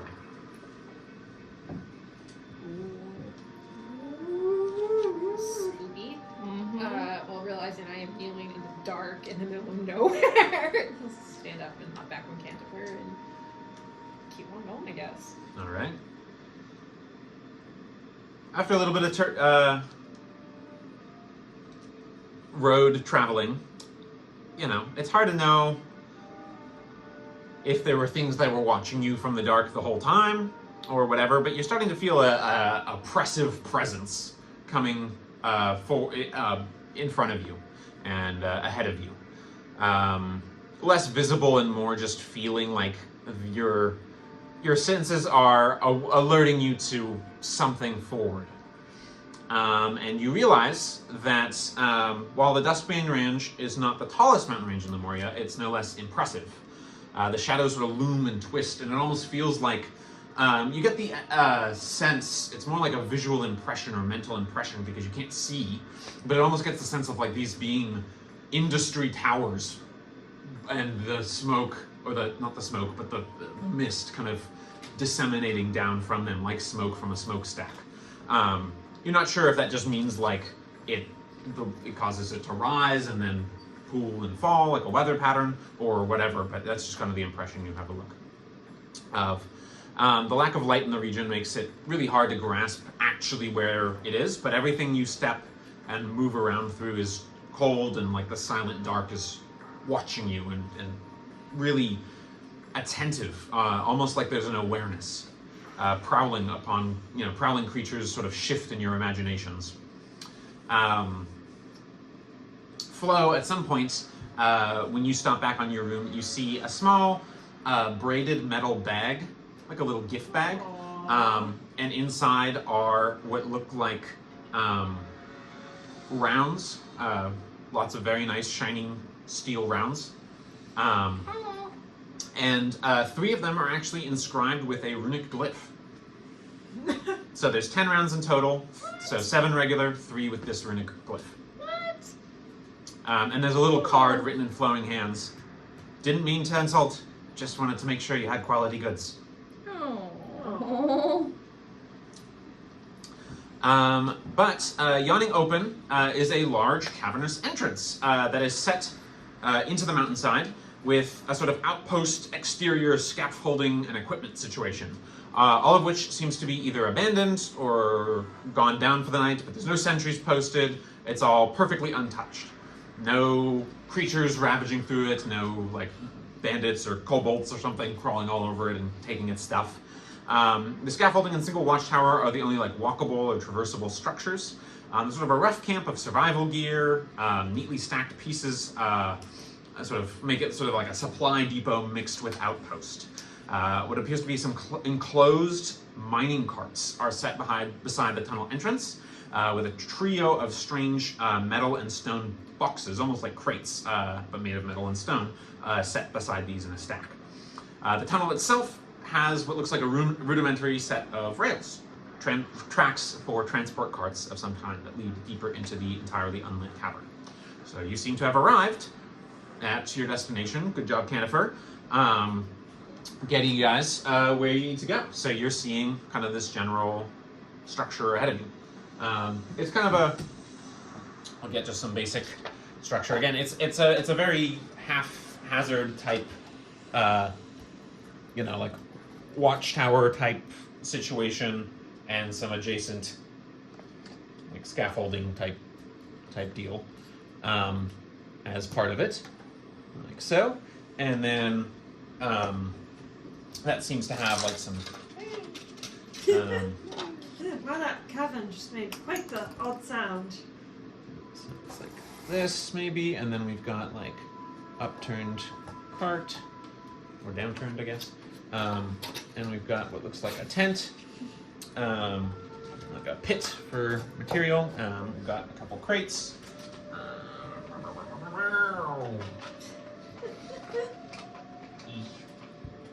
It's the sound of professionals. Alright. We've got like a stack of boxes over here beside the Return to cart. And then we've got this general setup here of cave entrance. You know, it's bigger than that, but that's the most archway that I've got, which, yes, is a technical term.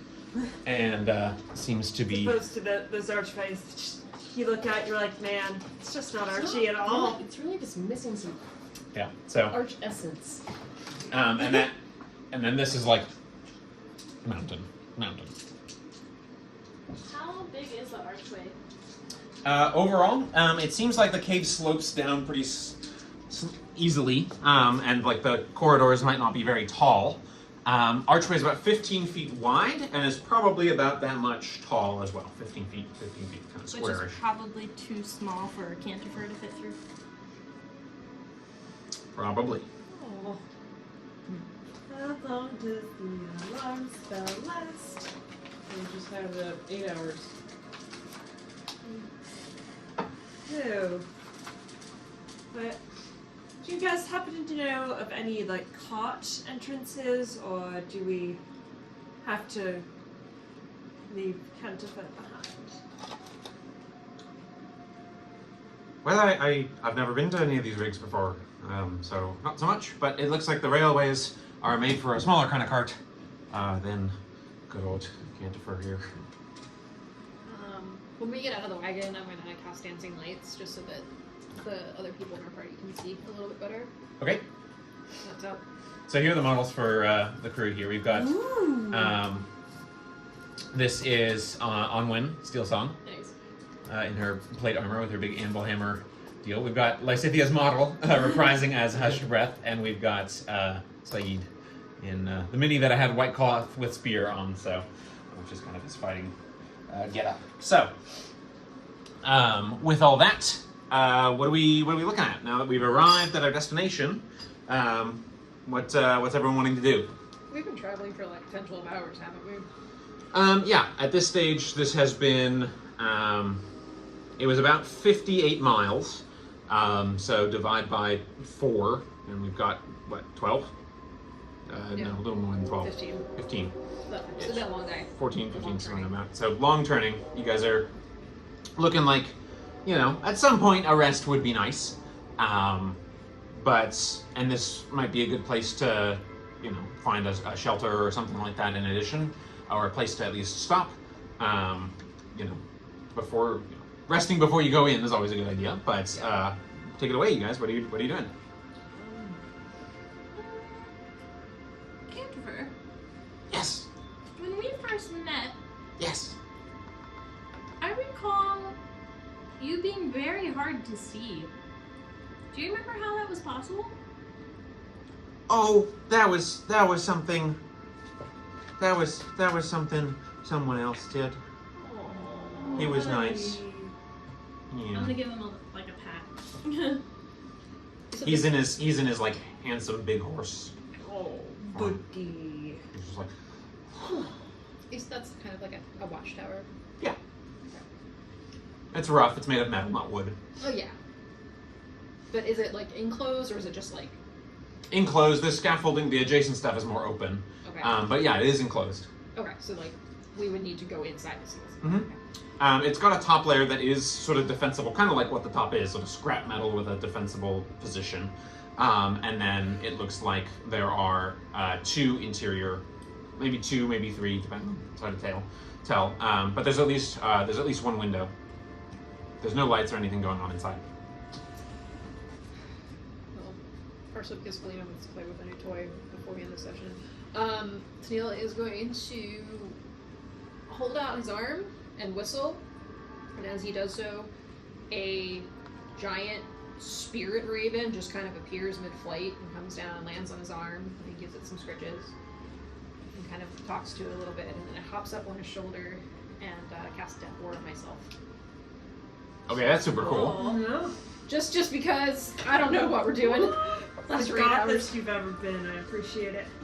Yes, and the raven and the moth are having a little spirit fight over turf up on his head, and light preens his hair, and the moth goes and hides in his jacket. Well, that was sure flashy. I'm not sure I'm gonna let a pointy-eared frickin' gothling outsmart me here with my shit. So I'm gonna make sure that we're all. This looks like we could be. You know, I can locate objects like you were doing, but I can also locate people, creatures, if we wanted to do that. But I'm not sure we're close enough just yet. But I'm gonna be doing a little bit of assistance. Let's see, to all of you. So your temp HP has worn off by now. Okay. So she's going to cast Aid on everyone to give all 6 of you plus 5 temp HP. Cool. How long does that one last? That lasts 1 hour, like normal temp HP. Okay. But do y'all think we should at least take a look at the tower before we? I mean, I don't know about the rest of you, but it's been a long turning. I think we should get a rest, but we should at least clear this outside area and make sure it's a safe place to rest. Yeah, and you guys get a warmth like you're standing near a campfire kind of feeling in your chest when she does it. She like holds out an ember and blows on it and the sparks go over you guys. That's cool. Let's go check out that tent area. I'll Let send, it go. Recast mage armor. I'll send a dancing light. And my dancing lights this time are like little will-o'-the-wisps. I'm just gonna float along. Okay, cool. I'm gonna follow the dancing lights since. Okay. Can't see. So where's everyone going here? Let's do it. Slate, what are you doing? I will hang the mirror to me. Okay. So wanted to go check out the tent. Who was that? That was me. That was Renastus. I feel like I would Renastus. just be like. Flo in was the going central this area. way, following the lights. Here, we'll do this for the lights. We'll do magical effect. So where you get 4 of them, right? Yeah, I got 4 of them. 120 feet. You can go ahead and put where they are, and then you can tell me where they're. Yeah, put one there. I'll put one here, and then I will put one back here. Okay, so you're following one of the dancing lights here, Flo. Danielle wanted to be up front, kind of, or somewhere in the central area. Yeah, so I can cast them all. Navarax and Anetka, what are you guys doing? I'll scooch behind them. I'll kind of be in line with Nav. Okay. Or not Nav, Renastus. Onwin's kind of hanging near Flo, and Ashbreth is kind of hanging off to the side, like sticking to the darkest parts of the shadows. Saeed has his crossbow like out and ready, and he's kind of like muttering to himself. I'll probably kind of like work my way over towards like the side of the watchtower. Okay. All right, so you guys make your approach. Is there anything?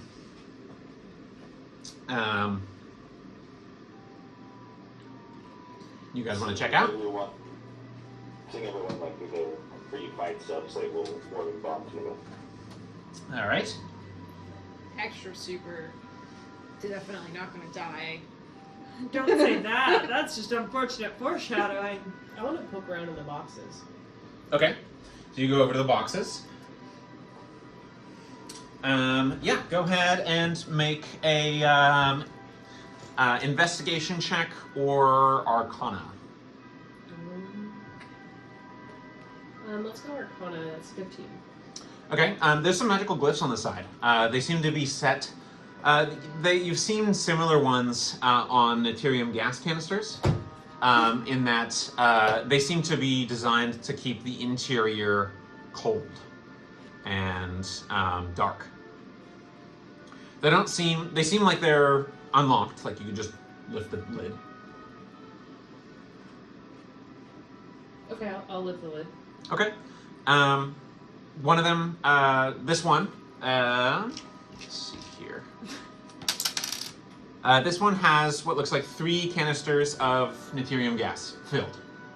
The same kind that you saw similarly to the, in the vaults at the Guildhouse 5. Or like what you encountered when you guys were attacked and then looted the secret side cave. This is an active mine? Okay, based on what we're seeing, this is a mine that's still, people are still working at it? They were working at it, I think. There's no one around that you see. Based on, I'm in the tent area, can I try to get a idea of how long it's been since someone's been here? It would be like an investigation check to check around in the tent. But why doesn't everyone give me a perception check with disadvantage because you're in the dark mist area still.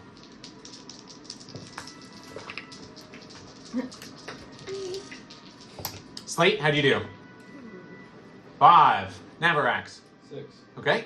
6. Okay. 22. With disadvantage. Yeah, I got Wow. a net 20 and it's 14. Okay. Yeah. All right. Saeed's doing pretty well on that one. Sorry, did you say perception or investigation? Perception. Okay. Onwin is not. And Hush Breath is also nothing. So what'd you get? 20 total. I rolled 2 13s. Okay. Yeah. So in general, you guys are noticing what look like 2 bodies in the tent. They look like they're heavily furred, and you're at least seeing them like they're turned away from you, like on their side. Maybe sleeping. They look. One's human, and one seems to be what looks like maybe a dwarven individual. Hello? Anyone still alive in there? Renostus, you're pretty sure you caught a flicker of movement from one of the windows on the watchtower. Well, watch out over there. It looks like there may be someone or something in that. Cantofer, why don't you back up a little bit?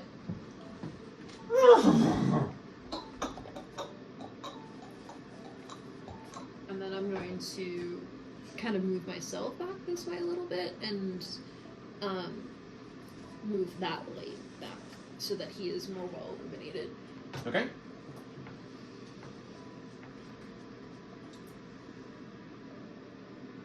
Can I pick up a pebble and chuck it at him? At the bodies? Yeah. Okay. You pick up a pebble. Not like.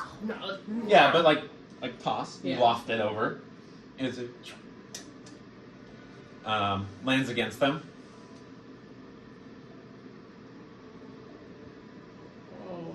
No response. I have. Okay, I can switch out cantrips. Can I quickly switch to, I think Mage Hand is a cantrip. Mm-hmm. And I will, can I try to use Mage Hand? Can Mage Hand maybe turn one towards us? That's probably It's a lot got of about effort. 10 pounds of effort that it can move. Probably do a blanket. Okay, I can maybe, yeah. Okay. I don't want to derobe them, but... Alright, so you move a blanket. More than one thing. As your hand passes over them, the hand itself, I imagine, you can decide what it looks like, but I imagine like it's conjured out of potion fumes. Mhm. It turns like blackish purple as it gets close to I them. don't like this, guys. I don't know what's going on here, but I don't like it. Alright, and as you guys are focused on that, let's see, Renostus and Tennille, you rolled pretty high in your perception as well. Tennille, you see what looks like the window open, and an individual leans out and throws something. It's going to be a throw at Navarax, who's probably the closest in this situation. Really quickly to describe this individual, it is what looks like a very pale individual with like blister marks along their neck, torn, scooped out little sections of skin, and their entire chest cavity is almost like sunken, dented in, and then with jutting pieces that upset the skin. You get the impression that, and then you see their lower part of their jaw is just missing. You get the sense that this individual is not breathing, and you see like just darkened, dripping shadows dripping from their neck, their mouth opening, and their eyes. And they pull out what looks like a globe and chuck it at Navarax. I'm going to roll to hit you. 20 total. Yes, that is. Okay. Go ahead and make a Constitution saving throw, please. With advantage. With advantage? Oh, you're using inspiration? Yeah, okay. 28. 28. Lord. All right. That was Take it. 20 roll. That is a pass, for sure. Okay, so that's good. And you're not in bright lights. It is in freezing temperature, so normal there. All right, so fittingly, you take 3 halved, because you passed, cold damage, so 1 cold damage, And then you're also resistant to cold, aren't you? I am. So it gets rounded down to 0. And then you take 2 points of necrotic damage, rounded down to 1. So this is a wash of what looks like deuterium gas that was just hucked at you. And it breaks open over you, and you feel the cold and the darkness kind of coalesce and cling to you and kind of seep into your body. But you like hold your breath and like just hold out, and you like do a dragon snort to like huff it away. And as it like moves away, the rather than just dissipating, the deuterium gas like flows around you and takes shape into almost like an imp-like creature made of deuterium gas. What is going on now? What is going on with that? Yeah, so that is where we are going to leave off with this individual here at the like window height space, and the imp-like creature made of deuterium gas doing that. And as the gas wafts away and shifts around, you sort of hear like and the individuals in the tents begin to move out bonelessly and shift and stir. They bear striking resemblance with the black dripping fingernails, the black dripping eyes and mouth. Very similar semblance to some of the victims of the creature in Trash Town. Nice. And that is where we will leave off tonight's session. So we will pick up